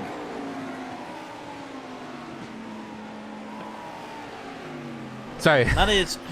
I was wondering why you couldn't hear me. I was like, yeah, I'm here. Hello? You mute your microphone again. I might have. I'm sorry. Right, so let's get back to that amateur battle because Christian Furs was... Well, I say Christian Furs was battling James Pearce and Callum Beaumont. Callum Beaumont lost it while we were watching that in the toe. Totally lost the car. And I'm just trying to see because... Oh, no. No. What? He reversed the car to try and keep clear. And in reversing the car, he hit the wall. And Callum Beaumont has a bent wing. Oh, I just saw that too. Oh. And you can just see here. And... Oh. And Milan Tikins has come into the pits. Now, this is an undercut, if I've ever seen one. 32 minutes remaining. Now, after losing all those positions, it's going to be tough. And he's taking tyres. Okay. Oh, he's retired. He's retired. Sorry. Sorry, that Oh, we've got another surprise. car off. That's a car 99. Ryan Hamilton has damage. Heavy damage. Looks like he's done it at the chute. Yeah. And oh dear. But then keeps the car stationary, and that's a good way for people to learn. Is just keep that car stationary. Don't overdo it. But that's it. So yeah, Tikins retires after the incident. So we are left now with, well, the cars are pretty spread out. Van der Wedge still battling Armstrong. That's our main battle at the front of the field.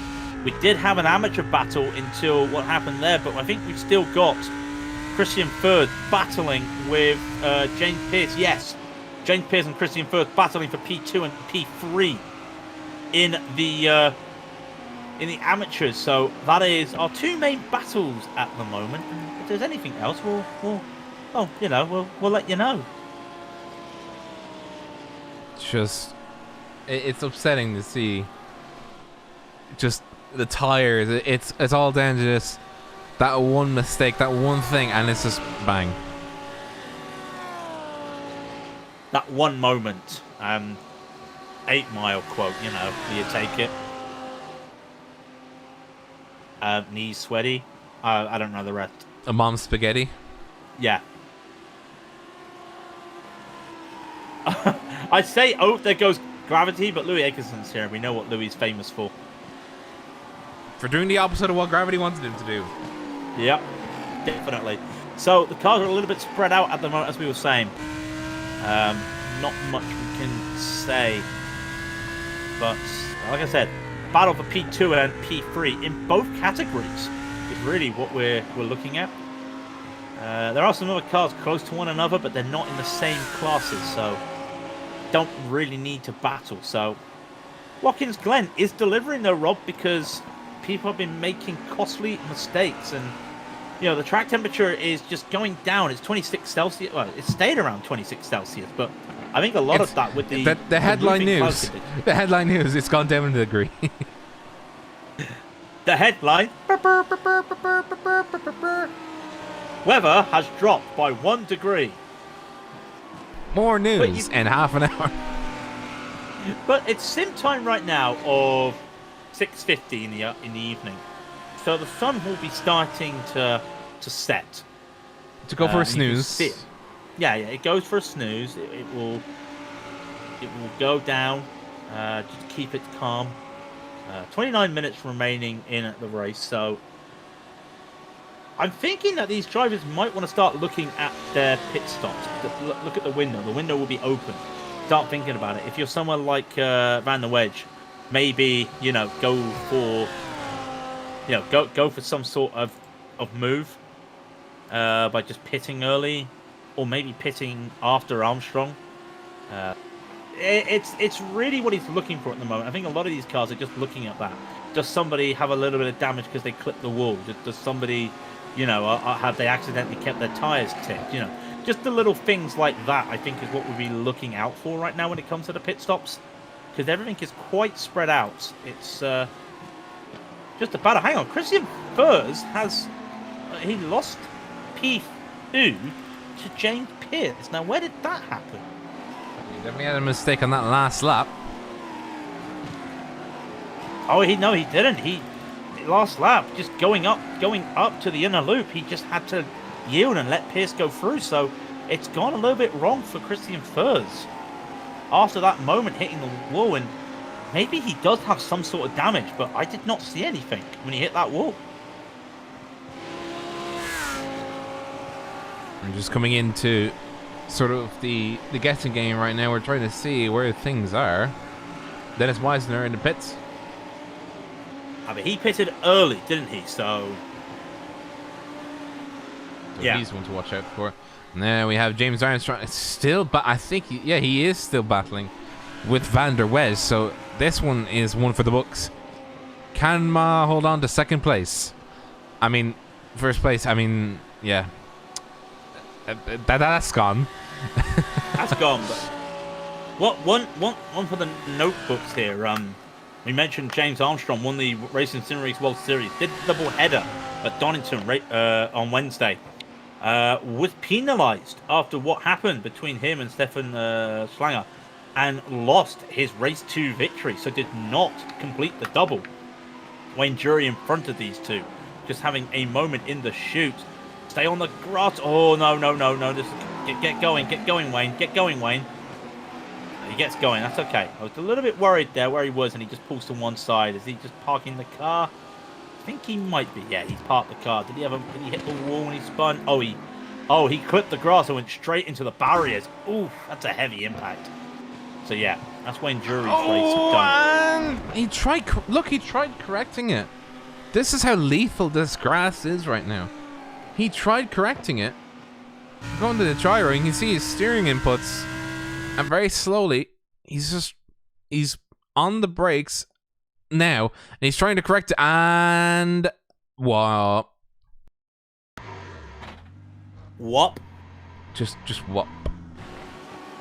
He's gonna need some Wonga to fix that. Yeah, Wonga's no longer a company, so yeah. Some Wonga. Curse you, payday loan companies! Curse every single one of them. So, the amateurs are pretty spread out at the moment. After with Christian Furs, it does feel like he has damage, because he continues to get slower than Pierce. In fact, let's just see. Christian Furs crosses the line. It's a 147.147. Pierce at a 146.8. So that just shows you Pierce is actually catching Bradbury. Not at an alarming rate, but there is a noticeable, Pierce is starting to be a little bit faster than Bradbury. So with 25 minutes to go, you never know. Pierce might be able to catch on. Who knows? I don't know, but we'll wait and see.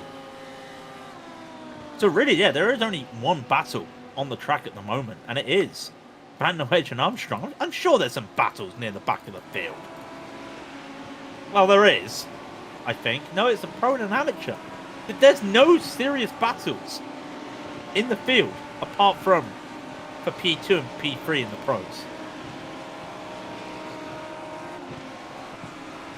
It's honestly just been it's been the long game, and unfortunately I think people have just slipped up And Lund's in the pits. Sorry, Lund's in the pits. I say this because does Armstrong and Van der Wedge make a reaction to this with 24 minutes to go? And I think one of these might be pitting. And I am totally wrong, and I should just give up. But the pit window's open, Rob. Yeah, the pit window's open, Rob. So who knows what's going to happen? Well, Lund, he's perfectly safe. I think he was just coming in to sort of seal formalities.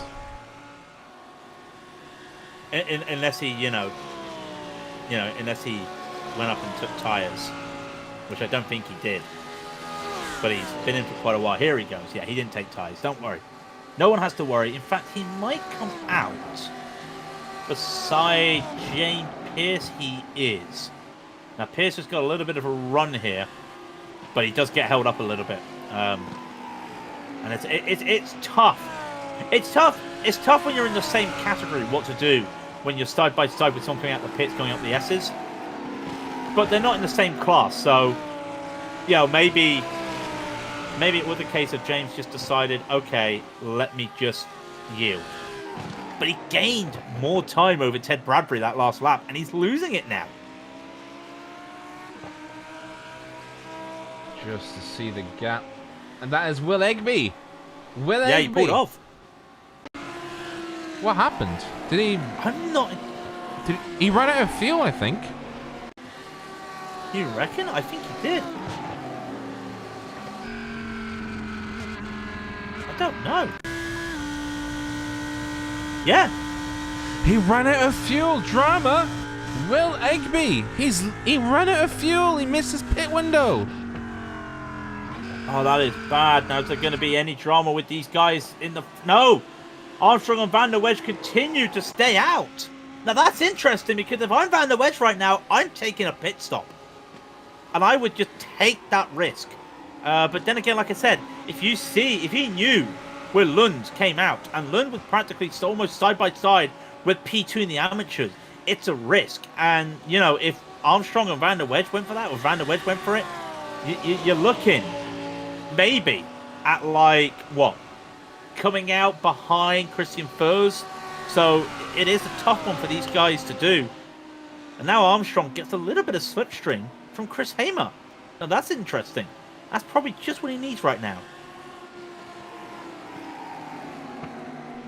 He needs everything to go right though. And if he's gone that wide out the outer loop into the chute, it's not going to help him. But where can Van der Wedge go? Where exactly can Van der Wedge go as he does this? Nowhere, to be fair. So, yeah, this is the... Well, I say this is the only battle. What's happened to Tangard and Egerson? Because those two are now up to each other. So, Egerson had a slow lap last lap.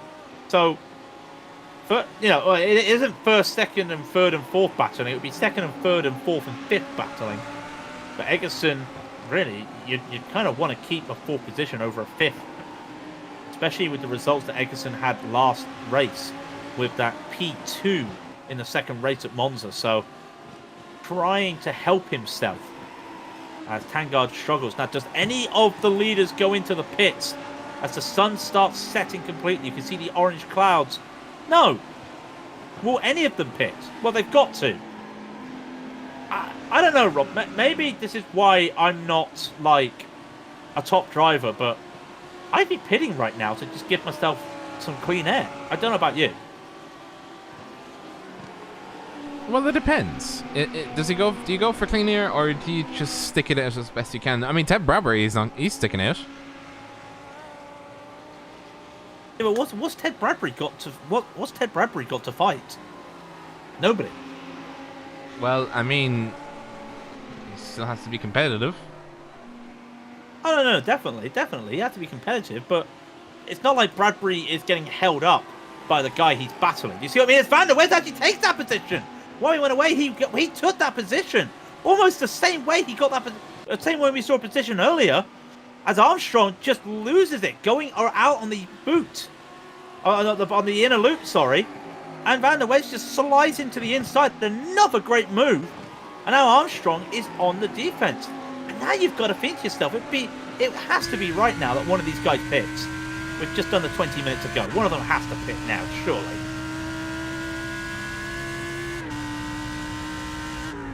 by my reckoning, it would be this lap here, this time by or next time by is when they'll piss. You're usually right, because you're our version of AWS. So guesswork machine. How did he know? GWM, that's the Raidillon GWM patented machine. GWM? Guesswork machine. Oh, guesswork machine. Oh, Van der Wedge. What was Van der Wedge doing there? Breaking the toe. Very interesting. Tangard, by the way, does come into the pit while battling Eggleston. Now, that's one to watch, because Eggleston will have to pit next lap, we reckon. So, I wonder if Tangard does actually make a position up by doing that, as Armstrong's got a really good run up the S's, but he's going to have to take the outside as Van der Wedge has got the inside. With 18 minutes to go, does anybody yield? You know what? Van der Wedge yields. He just decides to sit behind Armstrong. Smart moves there by Van der Wedge. And to be fair, he's been following Armstrong for quite a while now and almost comes into the bang of Armstrong. Yeah, I think Van der Wedge is probably better suited when it comes to this second pit stop. How many chickens does it take to kill an elephant? I don't know. Okay, do you know? No, I don't. That's why I'm asking. No, I know. I'd like to know. How many chickens does it take to kill an elephant? Oh, you've lost me there. Did Tankard take tyres? No, he didn't. No, he was in the pits for quite a while, though. Yeah. No! Oh, no! Oh, Armstrong! It's all gone wrong! How did he save it? How did he save it? And the slide of death, as you can see, and he held the brakes. Oh, he's touched the wall! He's not pitted. Van der Wedge is pitted. But Armstrong touched the wall a little bit coming out of the final Amigo. Oh, this is getting interesting. Louis Eggerson also pits. But if Tangard had a very long pit stop, might not help. And Eggerson might get by. In fact, yeah. Tangard pitted, and Tangard's only at the inner... it's only at the toe. So, yeah, I'm thinking Eggerson might keep that position. I think Tangard did take something extra on that lap, on that time. So, Van der Wedge coming out of his box. Eggerson will shortly follow. And he does. And, oh, look how close Eggerson is to Van der Wedge. Eggerson's played this well, because look at him. He's on the back of Van der Wedge right now. Now, they weren't that close before. There were 2 seconds between them. So what has Eggerson done to that car? This is interesting.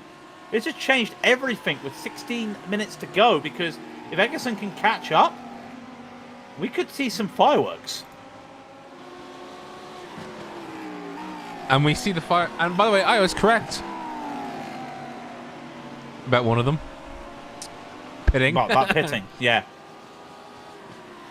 Yeah, they pitted. I know. Now Armstrong has to pit though. Armstrong must pit. Wait, you've got to pit full stop. You know, it's 2 mandatory pit stops. To be fair, the saves today. Tangard had that great save in the final Amigo. Armstrong just had that save. Milan Tikins locked it down. But I think for Armstrong, I think he might have just lost a podium. Maybe. We'll wait and see, because Casper Lund is coming around to the final corner right now, so forget about that. James Pearce still needs to pit by the looks of it, so he'll be pitting shortly, and he does. Ted Bradbury was who he was battling. So where is Van der Wedge, Van Eggerson, and where is Armstrong? Armstrong still in the pit. There's Mark. And Mars out. Now, this is in 2 seconds, 1 second. Van der Wedge is just going to get by. But how much is the gap? Because this means that Armstrong... he's in front of Van der Wedge. I beg your pardon. What on earth? I thought Van der Wedge had the advantage. What has gone on? Van der Wedge spent 3 extra seconds in the pit stop. So he overfueled. Or He must have overfueled. Or Armstrong was able to fuel save and took that gamble. But he's getting held up now by lap traffic. James Nunn and Dennis Mesner, in a battle themselves, are right in front of James Armstrong. And Armstrong can't really do a lot. And this allows Van der Wedge to catch up to him. So everything Armstrong's just done to get ahead is about to just blow up. I'm trying to think of like way to say it, but everything's just going to blow up in his face like an exhaust fume on the back of a Lamborghini. There, I got it out. I got it out, and I've ruined it. Have you ruined it, really? I ruined my analogy. Yeah. You ruined your what? My analogy. No, I didn't even hear the... Analogy. I thought you said nology. I was like, what's nology? Ooh, no, James Nunn let James Armstrong go by and almost caused Dennis Mesner to make a mistake, and so does Van der Wedge. Doesn't. So, they're going to cross the line. We know Casper Lund is well in the lead, and I'm knocking on wood right now to make sure that stays still. The gap between Armstrong and Van der Wedge is 1.3 seconds. The gap between Van der Wedge and Egerton is 1.5 seconds. Now, I don't know if Egerson's going to be able to hold on, because he does have a little bit of damage to the back of that car. So it'll be interesting to see. In fact, Louis, take it easy up the S's. Louis, take it easy up the S's. Oof. Not exactly the place you want to take it too wide up the S's, but he does make it. Can Van der Wedge catch up to Armstrong? Because Armstrong did touch the wall a little bit, didn't he? And he did have that spin on the tyres. So, in theory, Van der Wedge should catch up. In theory.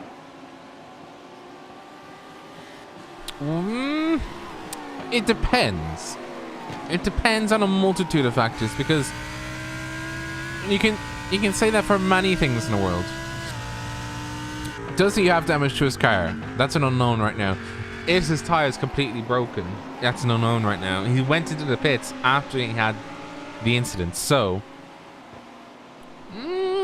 you know, it's up in the air, as Pierce is now battling Bradbury for the lead in amateur. Not sure how he's done that. Must have been a good pit stop there for Pierce. These two battling for the lead. I have no idea how my Siri's just gone off. Can you hear that? No. Oh no, I did hear very briefly. All right, I got to. Okay, that's weird. Apologies. How any of what I said triggered my iPhone, I don't know. Apologies. We'll get back to the action. Ted Bradbury is trying to hold off right there. The VRT car facing the Barnwell race sport, the club sport. Was it Blackball? I'm not sure. Regardless, I think Pierce might have a run here. Bradbury had to go on the inside down to the 90. Who's going to get it? They both break at different times. They almost touch, and Pierce wanted to make the move. They're going to go up the S's 2 by 2, aren't they? They're going to go side by side if they're not careful what the S is. And I think Pierce has realised that. I know. No, he's almost touching. And in fact, I think Bradbury's had to hit the brake. They are going to go side by side through the S's. Now they go up to the straight. Who's going to blink when it comes to the inner loop? And you know what? I think Pierce has this. Bradbury responds. They almost touch. They do touch. And Pierce goes off. Keep the car going. He might have a slowdown, but so might Bradbury. They continue to go, and they touch again. And again they touch through the outer loop. And Pierce holds on to it. And so does Bradbury. But there is clear damage to Bradbury's car now on the side. You can see that side has a little bit there as these two continue to battle through the chute. Nothing for either guy. Can Bradbury go around the outside of the toe? No. But he might go for the outside-inside move, and he clips the little... no, it's not the curb there. It's like a raised part of the track, and it's not paid off for him. Bradbury loses the lead of the amateurs with 9 minutes to go. And does he make it back? That is the question. Because the two of them were going for scraps. Essentially, it boils down to who has the least amount of damage and who can clear their heads and recover from it. Though most definitely one of them has a slowdown. You would have thought one of them had the slowdown. Now, Eggerson's had more. Now, something's happened to Eggerson. Because he's got wing damage. I have no idea what's happened. Oh, Eggerson lost it at the inner loop. Went too fast into the inner loop, lost the car and hit the wall, and he's got wing damage. Harry Wills could sneak a P4 in a minute, but Ted Bradbury and James Pearce continues to battle as they go up the S's. Jonas Stray is a pro right behind them, and is probably just thinking with a wing and a prayer, please don't wreck, or either let me go, or just don't wreck, because these guys are battling right now, and Bradbury wants to try and make it again, and does not, so... Oh, I mean, that was an interesting half a lap last time, and I think these guys want more. It just genuinely seemed that... Oh, that's Bradbury on the inside. Oh, and he's forced. No, so that wasn't... Yeah, that was Pearce. Absolute slide coming through the coming into the boot. And now... Bradbury has put his mark on P1 and said, that's mine. You will take it out of my cold hands. My cold tarmac hands.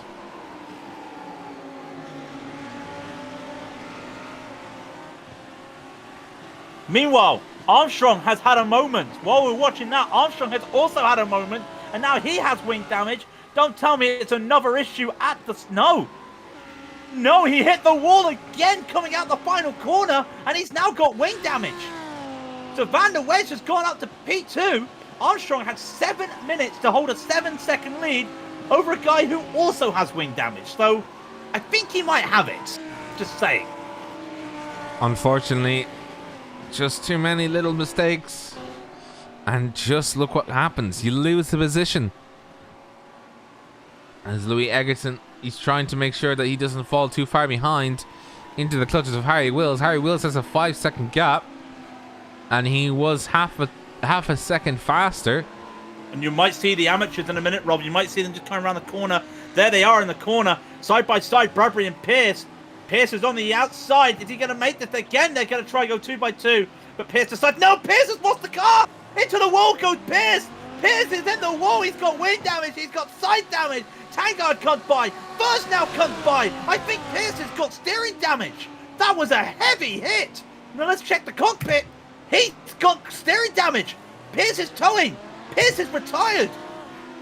Oh.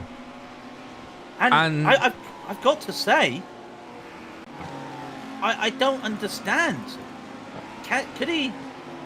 He went too far. He went too hard, and he tried to make a corner that he could not make. He tried to make the apex. That was no way you were ever going to make that apex or make that line, and the car just lost it. And yeah, and he could not control it. The gravel not doing its job with that speed. Into the wall he goes, and that's James Pearce over. And that is a shame. Yeah. Unfortunately, and that is the end of his race. And he's not only lost first a potential win, he's gone all the way down, and he's lost a lot of positions. Gonna go down when you think there are 3 cars. No, sorry, 2 cars. Still a lap down. He's gonna be going down to what was a win. Is gonna just be in the top 10 of the amateurs, if that. And that is the price that is the price to pay. That is unfortunate there for James Pearce. What it does mean is, bar any issues right now, Ted Bradbury's got the victory. He just has to nurse the car home. He's only got 5 minutes left, and he has a gap of, I think that is 6 seconds between himself and first. So all he has to do is nurse the car home, and that's it. Yeah. So there's only one noticeable battle we're looking at right now on the track, with 4.5 minutes to go. It's Harry Wills. Can he catch Louis Eggerson? Louis Eggerson has wing damage. Harry Wills managed to get away with no damage after Milan Tikin spun, middle of the race, spun at the outer loop in front of him. Managed to get away with no damage. Managed to just avoid. Gap is 3 seconds. And Wills really has been going, what, a second a lap faster each time? Not even more, really. 1.5 seconds was the last time. In fact, he might see Louis Eggerson now. He does see Louis Eggerson. He's just going to keep himself focused. Louis Eggerson does have a little bit of slipstream from Dennis Mesner, but Dennis Mesner is trying to let him by, and I don't think Louis got the speed to let that go.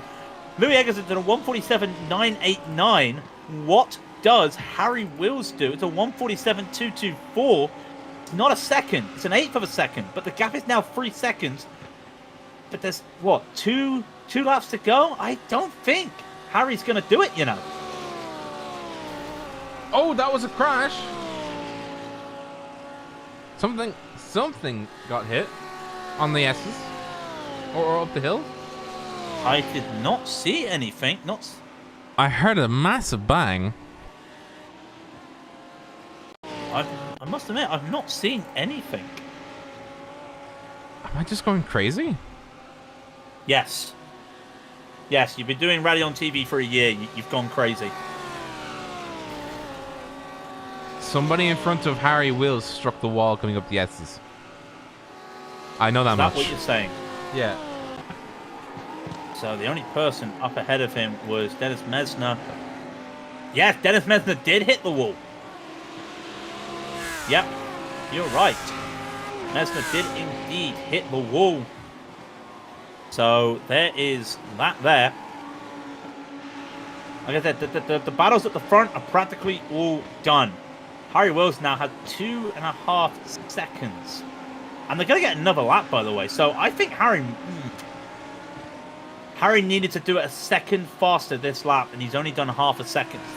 So I don't think he's going to do it. And of course, with Eggerson down on top speed, allows him to brake a little bit later for the corners. Let's just see when they cross the line now. Eggerson crosses, it's a 1:48 flat. And Harry Wills does a 1:47.443. Not enough, I feel. With 2 laps to go. That is, he needs to do 2.5 seconds in 2 laps. You could do the maths. About 1.25 seconds per lap, and then he has to pass him. Yeah. So I can't see it personally. No. No. And meanwhile, at the front of the field, Casper Lund, he's kind of let go a little bit now. He's just cruising. That was like a 11-second lead. It's now gone down to 9 seconds. He hasn't had a spin or anything. You've not missed any drama. I think it's generally he's just decided, I don't need to overtake these lap cars. I don't need to push. I can just take it for a stroll. And he's just there thinking to himself, I'm strolling down the park one day in the very, very month of February. I've messed the song up. That's twice now. That's twice I've done it. Can I go back to cursing people? Don't curse people. Right, Casper Lundo comes across the final corner, and will take the white flag. Barney waves the white flag, or drops the white flag. And it's all Casper Lund, just on his own, having a nice little drive. And the next question is, what is the gap between Wills and Eggerson? It's only 2 seconds. So something massive would have to happen to Eggerson to lose that P4 right now. And in fact, Wills is actually struggling with the back of that car. I think his tyres might be done. So I think Louis might have this. Have we lost you? No, I just stopped. You stopped. I thought to me, you stopped when you're just like, and something. No, I was just waiting for you to do a right you are Ted. I mean, right you are Murray moment. You're right there, Murray. So I mean, while we're waiting for the last lap to finish, because there is no battles happening at the moment on track. Driver of the day for you? I think I know who mine is. It's gonna be Van der Wesch. Yeah. There's no point trying to debate it. Van der Wesch has done fantastic today. A really good drive. Like I said, he got a bit lucky with a couple retirements. But to go from the back of the field with the qualifying ban to completely go to P2. He never had a chance on P1. That's not a knock. Casper Lund, though, is 2 corners away. Oh, he almost lost it there. He's 1 corner away. The first endurance race of the Super Trofeo season is at Watkins Glen, and it belongs to Casper Lund as he high-fives the pit wall as he takes victory and touches the wall a little bit. And our driver of the day, Tangard Van der Wesch, will take P2. 11 places made up. He takes P2, and James Armstrong, what could have been, comes home in P3. Still a very good P3 for Armstrong. Louis Egerton holds on, beats off Harry Wills. And then, where is our amateur winner? There he is. And he's going to come home. Yeah, Ted Bradbury, a very well-deserved first position. And he's happy with that. He's very happy with that. And Christian Furs, unfortunately, it was his day. And then his day got very slightly sad. Hit that wall. And I think that's it. But Leydon Lee takes a surprising P3. I don't think Leydon was expecting that, but with all the chaos in front of him, and oh no, oh god, I know I'm not in the car, but he just goes full speed into the wall, and that just scares me. I wasn't even in the cockpit, I was behind, and it still scared me, seeing a car just go full pelt into a wall there. But Leydon Lee does take the podium for in the amateurs, so a really good drive there. And we just got a few more cars just to finish. Chris Hamer, Mark Fleming, and Dave Stouff, I think, are the last 3 cars to cross the line. 17 cars finished on the lead lap. And they're all doing a nice procession in the boot section right now. So I think we should go over the results. Yes, let's go over the results, shall we? As they're scrolling on your screens right about now. Just scrolling down as well. Like I said, just a key point. Like I said, Van der Wesch made up 11 places. A very good performance as well. Leydon Lee made up 9 overall, but of course he started a little bit higher back. Daniel Gilding made up quite a lot of places. 10 overall. He gets a P4. That's not a driver we were talking about a lot, but Daniel Gilding did take P4 in the amateurs. Callum Beaumont could have been there for him with a P5. Chris Hamer with that 6th in the amateurs. Just looking down the list. Dave Stouff, like I said, didn't talk about him. I know chat were talking about him. Overall, 11 places. He started 28th. He finished 17th. That's overall. But then when you realise, like, he finishes 8th overall in the field, and he started 2nd last, and he finishes 8th overall. So that's a really good drive there for Dave Stouff. So that's a shout out to my man, Dave Stouff. Yeah, absolutely underrated performance there by him. And like I said, the retirements, we saw James Pearce, Matthew Sewell. We did not see Ryan Hamilton retired. Paul Smith. My boy, woo. Oh. Yeah. Paul Smith retired. We saw Will Egby had that moment. Wayne Jury. Milan Teekins with 19. Ben Smith, 31 laps down. Got to lap 11 and then had a moment. And we saw Matthew Heatrick park the car 30 laps down. So, all in all, though, as much as there was not a lot of action, well, there was a lot of following, but it was drama-free. There was no serious incidents. So, really nice racing all around for the first endurance race of the season. Let's hope and long may that continue, because that was very good racing. Enjoyable. Very enjoyable. Very enjoyable. But unfortunately, all good things have to come to an end. No. Ryan Hamilton did not retire. No, did I say Ryan Hamilton retired? Okay. I apologize. No, he did not retire. He kept going. Apologies, Ryan. Apologies. So, see, we don't have to end yet. You see? I have to make an apology. Sorry, Ryan. Okay.